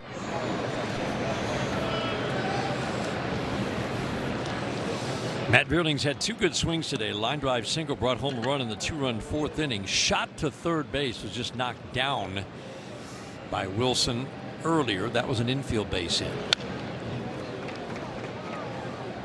Great if this bat started to heat up. 2 home runs his last 6 games coming in. A 2-hit game for Matt. We know what the upside is. Got great bat-to-ball skills. You can drive the ball. It's a lot of line drives. Just, let's face it, missed a full year of baseball. And he's still trying to, I think, Dan, get that good swing back. You have noticed that he has struggled against good fastballs. And there's times where you see it too, when he's driving that ball the other way. He's going to run into him where he pulls those home runs, but when he's really going good, he's getting that and driving that ball the other way. Little pop fly, and that ball's going to drop perfectly down the right field line. There you go. That's it. Just like that. That wasn't exactly smoked or driven, but that's when he's going good, he's getting those base hits the other way. And that's a perfect example. Just staying on it a little bit longer, tough pitch, and just reached out, poked it into right field. Spencer Torkelson will pinch hit for Colt Keith.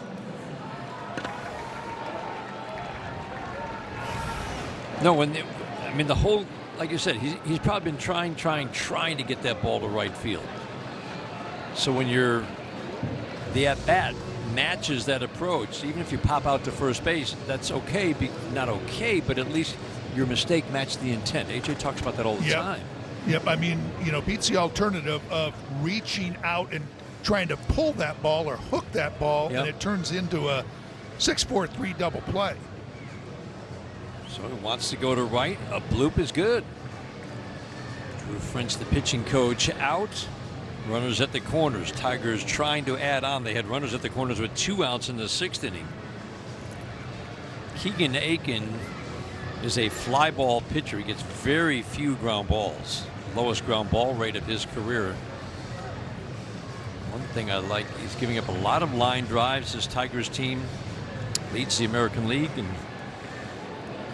line drive percentage. That's always a good sign. And this is another very important at bat right here, just to drive that outfield. Something to that outfield. This should be a good matchup for Torg. Keegan Aiken, for all of his struggles this year, is still tough on righties. Well, he has been the last 2 years, not so far this year, and they're limited at bats. It's been a struggle for Keegan Aiken. Yeah, both sides are giving him some problems, but he's got the stuff. Change up away. Torg thought about it. I'm surprised he didn't challenge. Yeah. I mean, there's just two pitches, almost identical spot. The four seam and then the change up off of it. Probably go right back out there.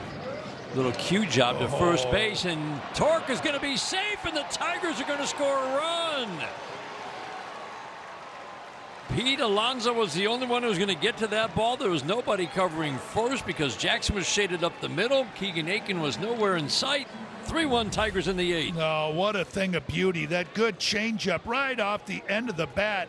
Keegan Aiken's falling off to the third base side and just for whatever reason just does not go over. Just looks at it, then thinks, oh, I better get over. And by then it's too late. Torque is blown by Aiken, and there's nobody over at first base. How about that? Oh, thing of beauty. I mean, that's the kind of thing that, and it started, Hao-Yu Lee had one of those up the third baseline on Friday, and just maybe, things are starting to turn for the Tigers. You can't help but look at that and think, no, things are definitely starting to turn. A bloop and a bleeder. No balls, 2 strikes on Wenzel Perez. 7 for 35 with a home run from the right side. This is where he was much improved last year. Big numbers as a right-handed batter. Lays off the high fastball.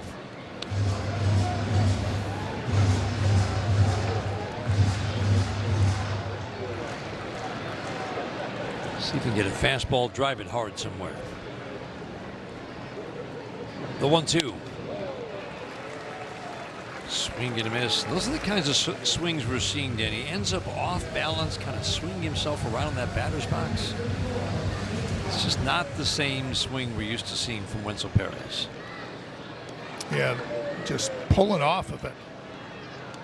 Yeah, like you said, just that off balance swing where he's kind of, his shoulders and chest are facing the pitcher after he swings. Ball 1. Tigers still with a chance to add on. 2-run lead in the 8th inning.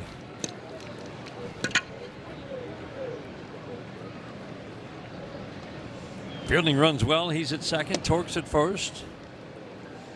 Change up away.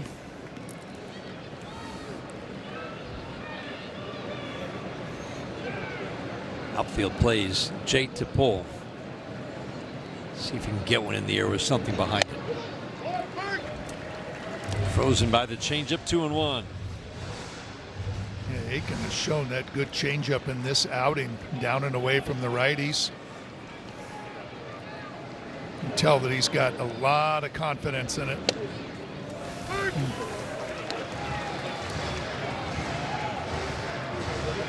2-1 fastball middle. Good to see him fire on that.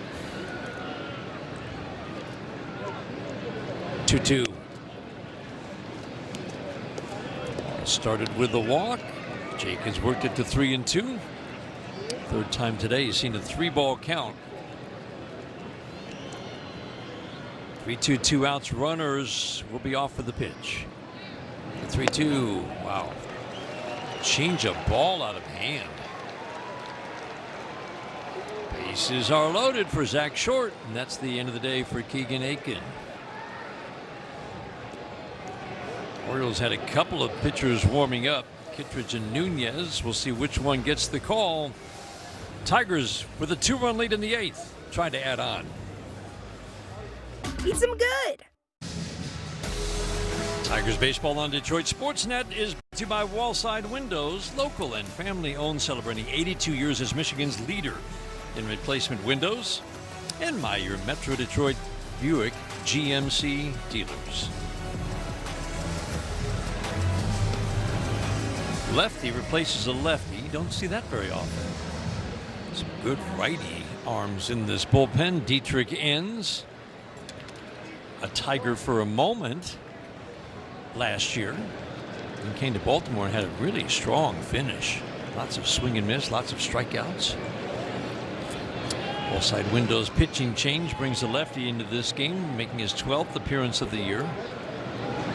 He's had a tough time throwing strikes. Zach Short takes a sort of strike near the outside part of the plate. That last outing of his on Monday had a rough go, just an inning, gave up 3 hits and 4 runs, along with 3 walks. 11 walks, 11 strikeouts in his 14 innings of work. Zach Short quickly behind 0-2. Fell behind 0-2 in his first at-bat, almost homered, banged it off the wall in left field for a double. Got a chance to break this game wide open.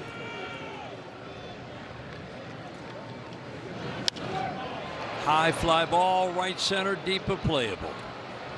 O'Neill makes the catch. Tigers scratch out another run. The big hit from Spencer Torkelson. The Tigers back on top by Hardware, folks.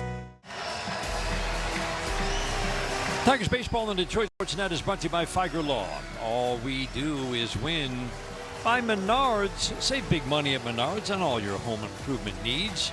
By USAA. This Memorial Day, let's honor what was given. By your local Toyota dealer for all the latest offers from Toyota. Visit Toyota.com. Kyle Finnegan will protect a 3-1 lead in the 8th inning. Kyle Finnegan is tough to hit. He hasn't given up many runs. He's got a sparkling 1.50 ERA, Dan.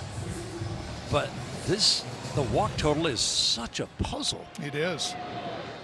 It is. And a lot of them have come early in innings. This is a guy who will not walk. Perfect first batter for him to face. Splitter is up. And to me, Dan, it feels like it's all about the splitter, because it has not been the same weapon this year that it was last year. It was more hittable after he came off the injured list in September into October. This year, opponents have hit .280 in their 32 at-bats, with 4 extra base hits against the splitter. This is deep to the right center field gap, and that ball is one hop up against the wall. Jackson will break it down at second base. Hold to the leadoff double here in the 8th inning. Well, he went to that splitter again, like you talked about, and that one just stayed up and out over the plate, and Jackson just stayed with it and shot it right where it was pitched. It just didn't have that really good downward action to it. And that little pocket of right-handed hitters that was coming up here, you're going to see Colton Cowser going to pinch hit. And these are the hitters you really, for him, you want that splitter for Kyle Finnegan against these lefties. Going down and away from him. Just too many have been left up, out over the plate. That's it. That's the splitter we're looking for. Perfect. And that just tells you just how important that last run that the Tigers picked up in the top of the 8th. It gives you that little tiny little bit more margin for error. Cowser fouls it out of play.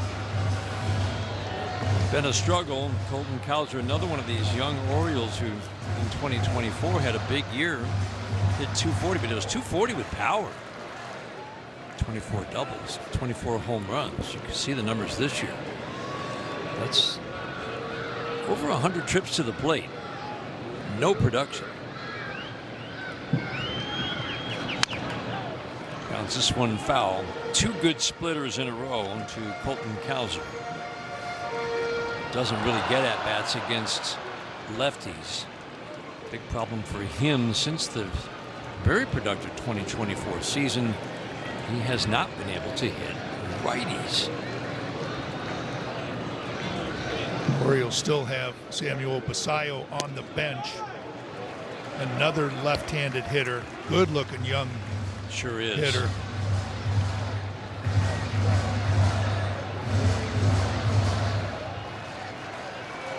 Lefties have had a big edge against Kyle Finnegan.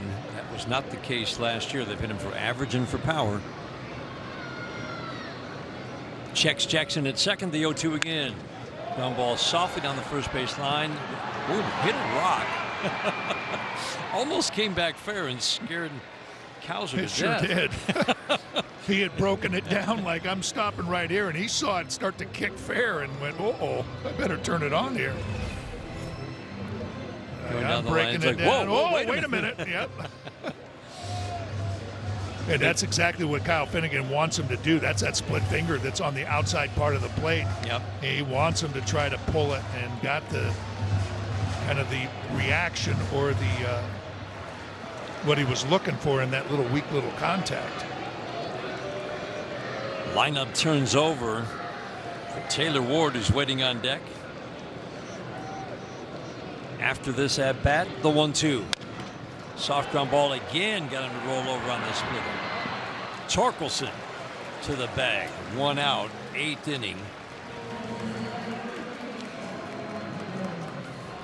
This is where you look at the hitting profile for Taylor Ward and go, boy, the Orioles would love to see that power that they thought they had signed.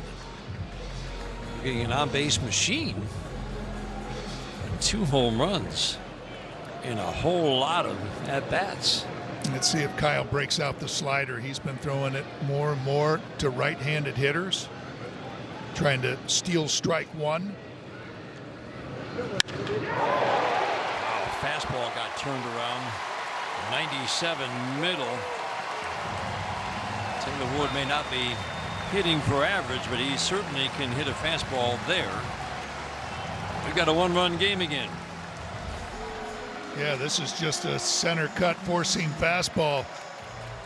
Boy, and it's a pretty good looking swing from Taylor Ward. And now Chris Better's going to have to go out because Gunnar Henderson had homered the last time up off of Fromber. Just with him in that batter's box, you got to be really, really careful. You talk about those split fingers that he threw to Colton Cowser. Those are the kind of split fingers that he's going to want to throw in this at-bat to Gunnar Henderson. He's going to continue to throw it, even though it's been his most hittable pitch. Gunnar Henderson against Fromber Valdez, one of 2 hits he gave up today. That was a towering fly ball to right. Yeah, it's just one of those curveballs that just stayed up. One of the very few mistakes that Fromber made today. He was excellent. Need to see that good splitter here from Kyle Finnegan.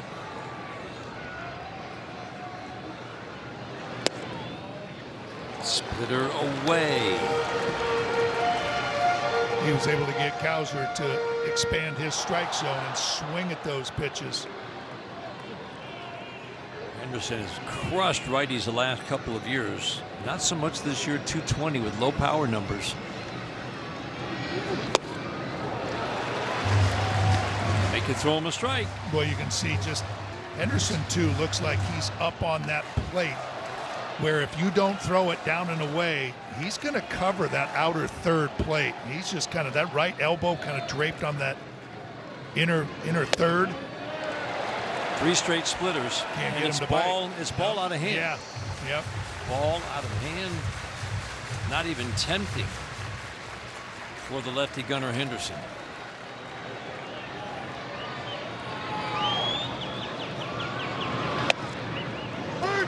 Be careful. Fastball's got a little more hop to it, a little more vertical on it this year. Noticeable jump.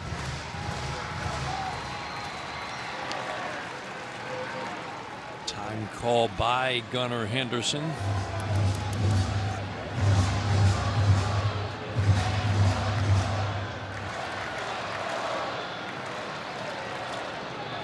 Finnegan's getting a lot of ground ball outs. His ground ball rate last 2 years has been right there at half of the balls put in play. Got it on the outside edge for strike 2. Perfect pitch. It was. Boy, you talk about pulling one out of a hat right there, just when you needed to. 3-1 and just making a perfect pitch down and away.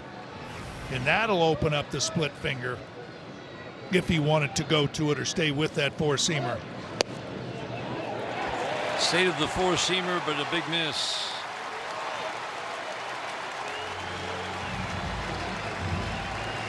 Look out. 2 on, just 1 out. Again, just so puzzling. 19 walks and 15 strikeouts for Kyle Finnegan this year in his 24 1/3 innings of work. A walk rate of 7 per 9. He hasn't been above 3.5 since he was a rookie. Splitter, strike one. And Rutschman, switch hitter, good from both sides. Putting up some of his best offensive numbers in 3 years.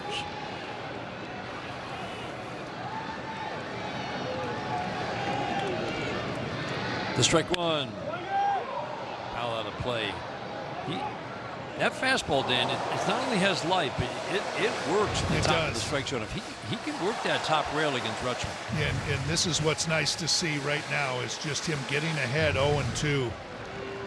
Now he's got that chance to throw one of those split fingers, and he doesn't have to come right to him. He can just toy with that outside part of the plate. Rutschman's got really good bat-to-ball skills.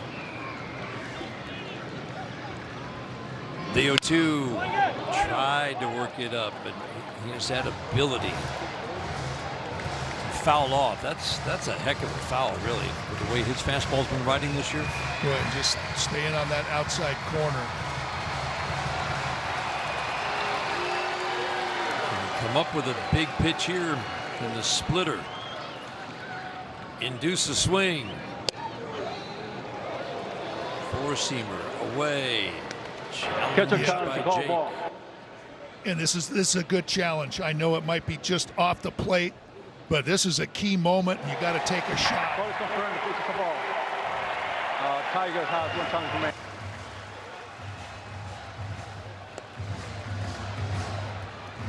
Two successful challenges, one from Jake, one from Will Vest earlier. Tigers still have one left. Does he feel confident enough in that split finger? I don't know if I don't know that he does. Exactly. The 1-2. Yeah, he's being. It feels very cautious there. That one almost was a little bit guided. Yep. You know, like I don't want to make a mistake with it. If it's rolling a little bit, it's an easy read for hitters right now. Yeah, just seems to be a lot more comfortable with that fastball up and away. Big 2-2 pitch. Pop up to center field. Right to Matt Vierling. Everybody holds. Big out. Now Pete Alonso's had good swings today. Strides to the plate. And he's not going to get a chance to face Kyle Finnegan. Went to that splitter, Danny. He threw a good one. He let it go, and it had the good action, got the out that he needed. Kenley Jansen's been pitching great. He's coming on to get the final 4 outs of this game. Tigers holding on to the 1-run lead in the 8th. It's Miller time. StatCast powered by Google Cloud. This is the last ball that Pete Alonso hit. 34-degree launch angle at 109. Why are we so specific? Because that same ball, the last 2 years, we've seen 12 of them, Dan. All 12 were home runs that averaged 420 feet. This is what cooler, damper weather does. It is the ball is definitely not flying. You could see how puzzled he was. He was at the end of that bat. His ball didn't go out. He looked out there like, are you kidding me? I don't know if I can hit him any better. It went 396. Again, the average ball, that same exit velocity and launch angle, 420. The last 2 years, all home runs. Pete Alonso swinging the bat. Kenley Jansen is dealing right now. First pitch, ball 1. Coming off of 6 straight scoreless appearances, and in those 6 straight scoreless appearances, he struck out 10. Last pitched on Wednesday, so well rested. 2 cutters down. And he's going to be careful. Pete Alonso's had 3 really good swings. The other 2 times he's flown out to left field, just missed them slightly off the end of the bat. 6 innings, no runs, no hits against Kenley Jansen. And that is basically when the groin was starting to feel better. Started bothering him in mid-April. Tried to pitch through it, couldn't. Popped up. Alonso slams the bat down in frustration. Zach McKinstry will take care of Pete Alonso with the catch in shallow right field. Kenley Jansen falls behind, gets a hot hitter to pop it up. at the Home Depot. Take a look at the upcoming schedule brought to you by Bet365. The struggling Angels come in for a brief 3-game homestand, then back on the road. White Sox much improved this year. And Tampa Bay, oh so happy to be back at Tropicana Field. They're playing some great baseball right now. They just refuse to lose. Jahmai Jones pinch hitting for Zach McKinstry. Quickly ahead. Dietrich ends. Low batting average for both lefties and righties. Lefties don't hit him with any power. It's limited at bats. Righties draw a lot of walks. High in the air to left field, but not deep. Cowser just into the game will make the catch. 1 up, 1 down, 9th inning. Tigers would surely love to add to this 1-run lead. Just a win. Any way you can get it. Yeah, nobody said they were going to be easy, but boy, you would love win. Just a little bit more margin. Just a win could go such a long way. Set you up for game 2 and potentially leaving Baltimore with a really good feeling. McGonigal takes strike 1. 1 for 4 for Kevin McGonigal. His single in the 4th inning was 1 hopper off the infield dirt. Started the 2-run uprising. Tigers added a run last inning. Fastball away. Lefties hitting .238 in their early at bats against Dietrich ends.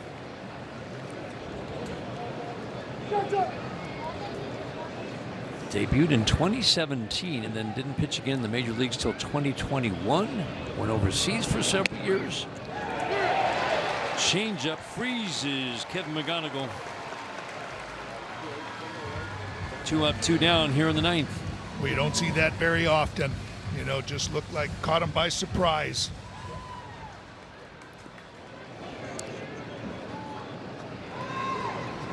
The guy who caught Dietrich ends in his 18 innings of work with the Tigers last year, Dylan Dingler.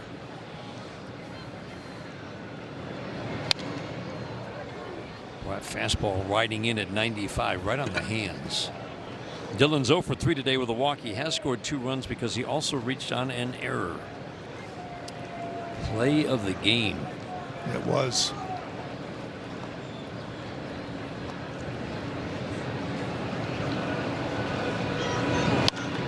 Popped up. Shallow into right field. And wow, Jackson stood his ground. He's standing right underneath it. O'Neill peeled out of the way. Easy inning for ends. We go to the bottom of the 9th inning. Go. Tigers by 1-800-CALL-SAM.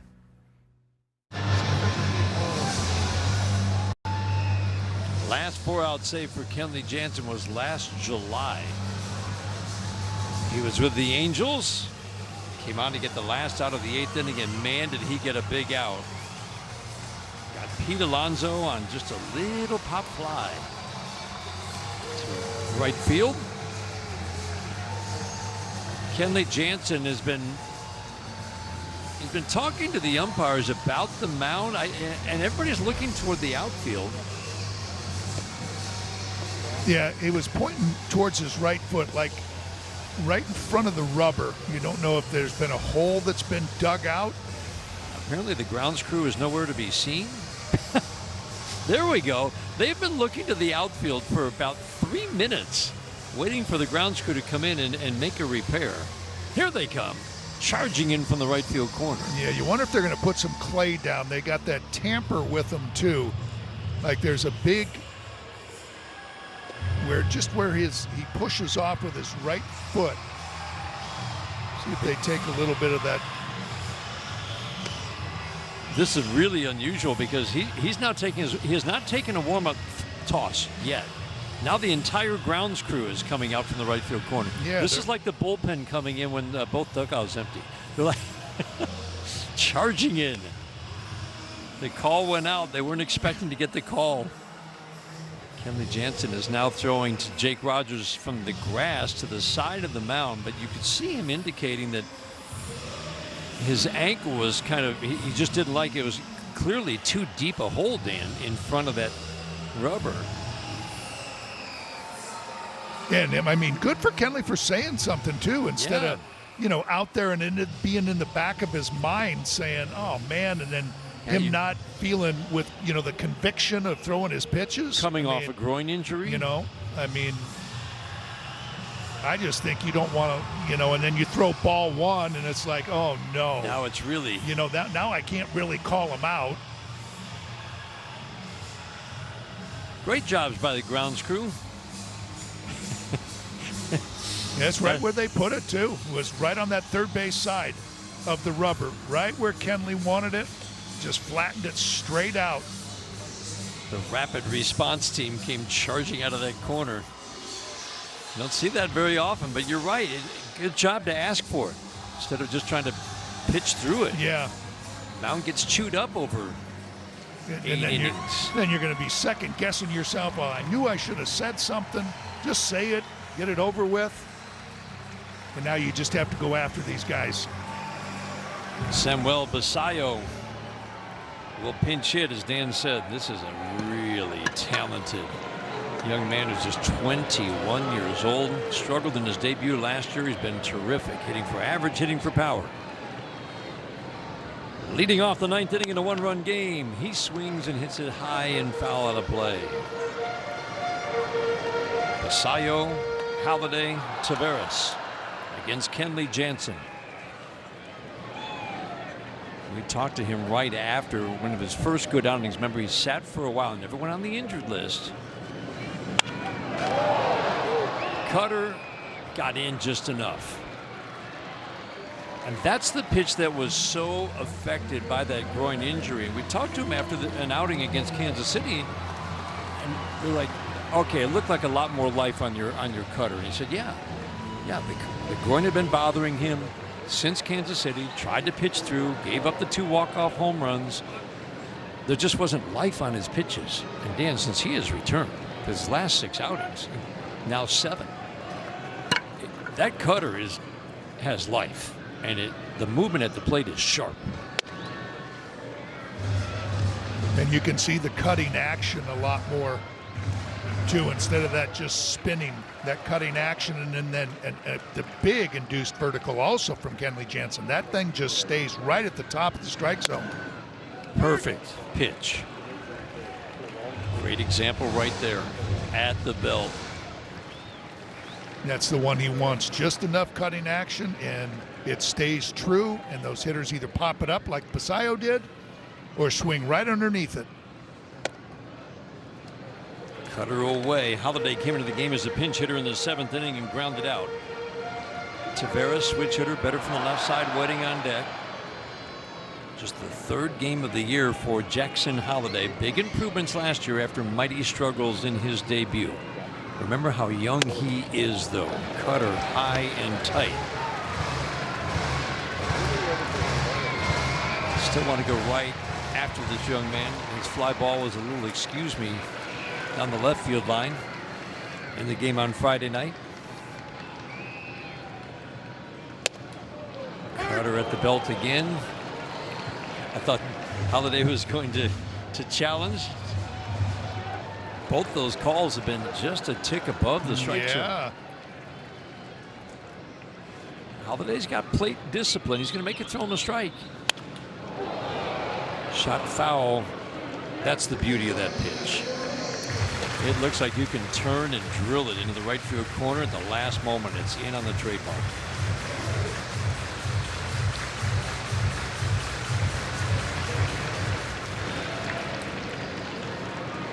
Alonso popped out against Jansen to end the 8th inning. A soft fly ball to right field. Basayo, just a routine fly ball to start this inning. 7th pitch of the at-bat. Walked it. Now this is where you worry just a little bit. Halladay's got speed. He's not a great base stealer. Kenley Jansen has been easy to run on his entire career, including this year. Yep, you can see why, just how long it takes for him to get rid of the ball. He will slide step, but that's a big man out there, and having to move all those body parts, it just takes a little bit longer to get get rid of the ball. Halladay was 17 steals last year, but was caught 11 times.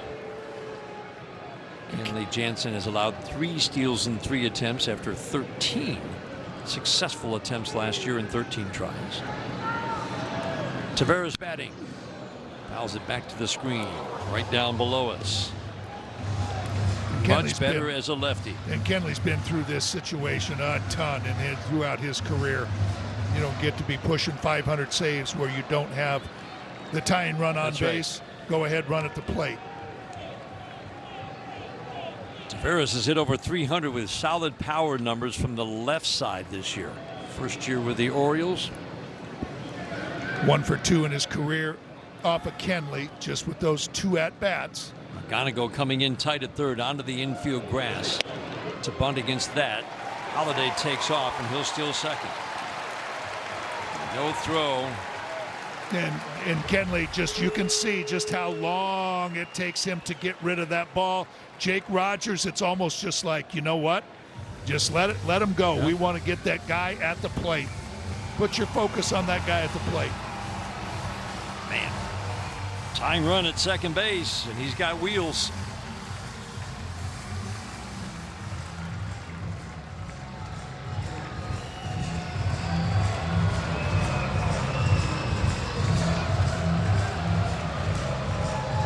McGonigal stays in tight. Taveras laid down a bunt single in game 1.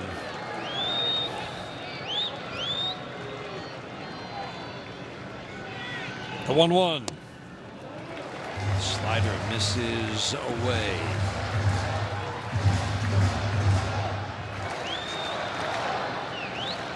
Yeah, just how tough it is on McGonigal at third. Now he's going to move, but he was played up and had to be concerned with keeping his eye on Halladay at second base. 2-1 gets a swing and miss. Taveras has pretty solid bat to ball skills. Boy, look at that. He went away from the cutter, went to the sinker, and instead of Taveras knowing exactly where that ball was going, what to expect, it just darted the complete opposite way, leading to the swing and miss. Back in with the cutter. No. Sinker runs away, and Taveras is going to make it throw him a strike. Big pitch here with a man at second. 1 out in the bottom of the 9th inning, and Tigers trying to close this one out, holding on to the 1-run lead. Yeah, good veteran call right there. Just make Kenley think about it a little bit longer. 2 good swings for Taveras today. A line drive single, a line drive out to right field, both against Framber Valdez from the right side. The 3-2.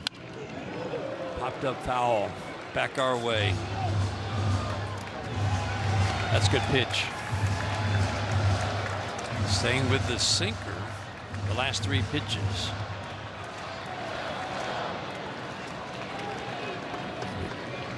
Clearly doesn't want to come in with that cutter. 7th pitch of the at bat. He lost him.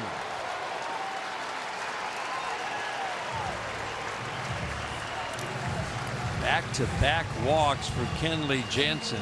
His command had been so good. Chris Fetter pops out of the dugout. He's heading to the mound. Last 6 games, 6 innings, no hits, 2 walks, 10 strikeouts, and now back-to-back walks. These are where, to me, where pitching coaches really have to know their players. I think this is more of a talking him through this situation, not one of those ones where, hey, slow your body down. Hey, right. you're jumping out here a little bit. I don't think there's anything mechanical in this one. I think this is more about just getting Kenley back in focus and one of those, momentum, just pumping him up a little bit.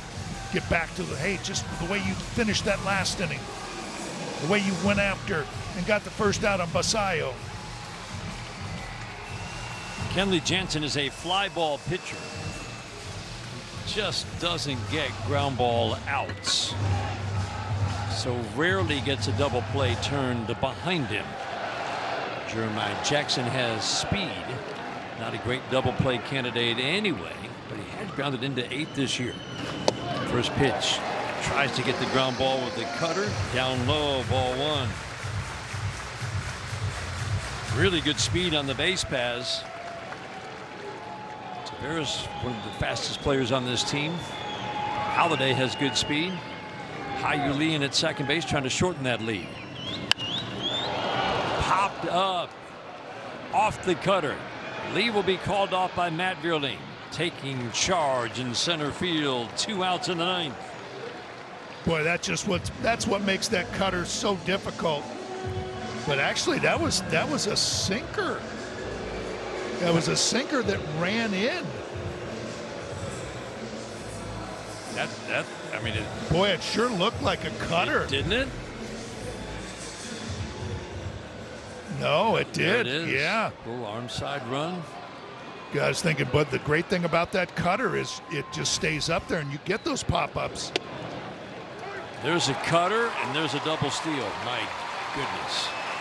And just nothing you can do about it. They're just letting them go. Just leaving it all up to Kenley Jansen. Now the potential winning run at second base. It's not going to be easy. No. My goodness. But he's got to take that pitch and put himself in a hole 0-1 because both those runners are taken off. Ground ball foul, and the Orioles are down to their last strike. It's been a really tough year for Colton Cowser. Entered the game as a pinch hitter last inning and bounced out. Hitting 190, no power. All the Orioles want right here is a single. All Kenley Jansen wants is to end this thing right here. There's a lot of swing and miss in this bat. How about a pop-up? How about a pop-up? The 0-2. Fly ball. Center. Deep. You've got to be kidding me.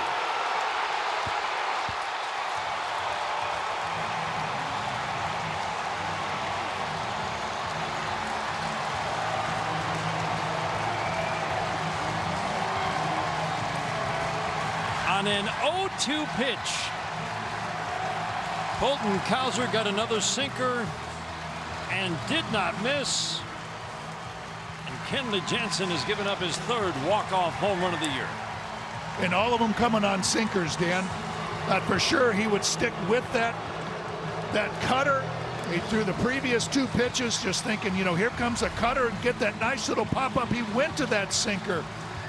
Inner third, middle. However you want to look at it, went away from his best pitch, and left-handed hitters on those walk-off home runs have hit 3 sinkers to win games off Kenley Jansen.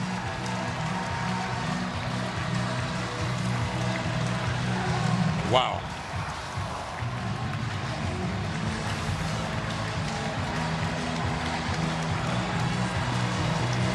These are gut punches.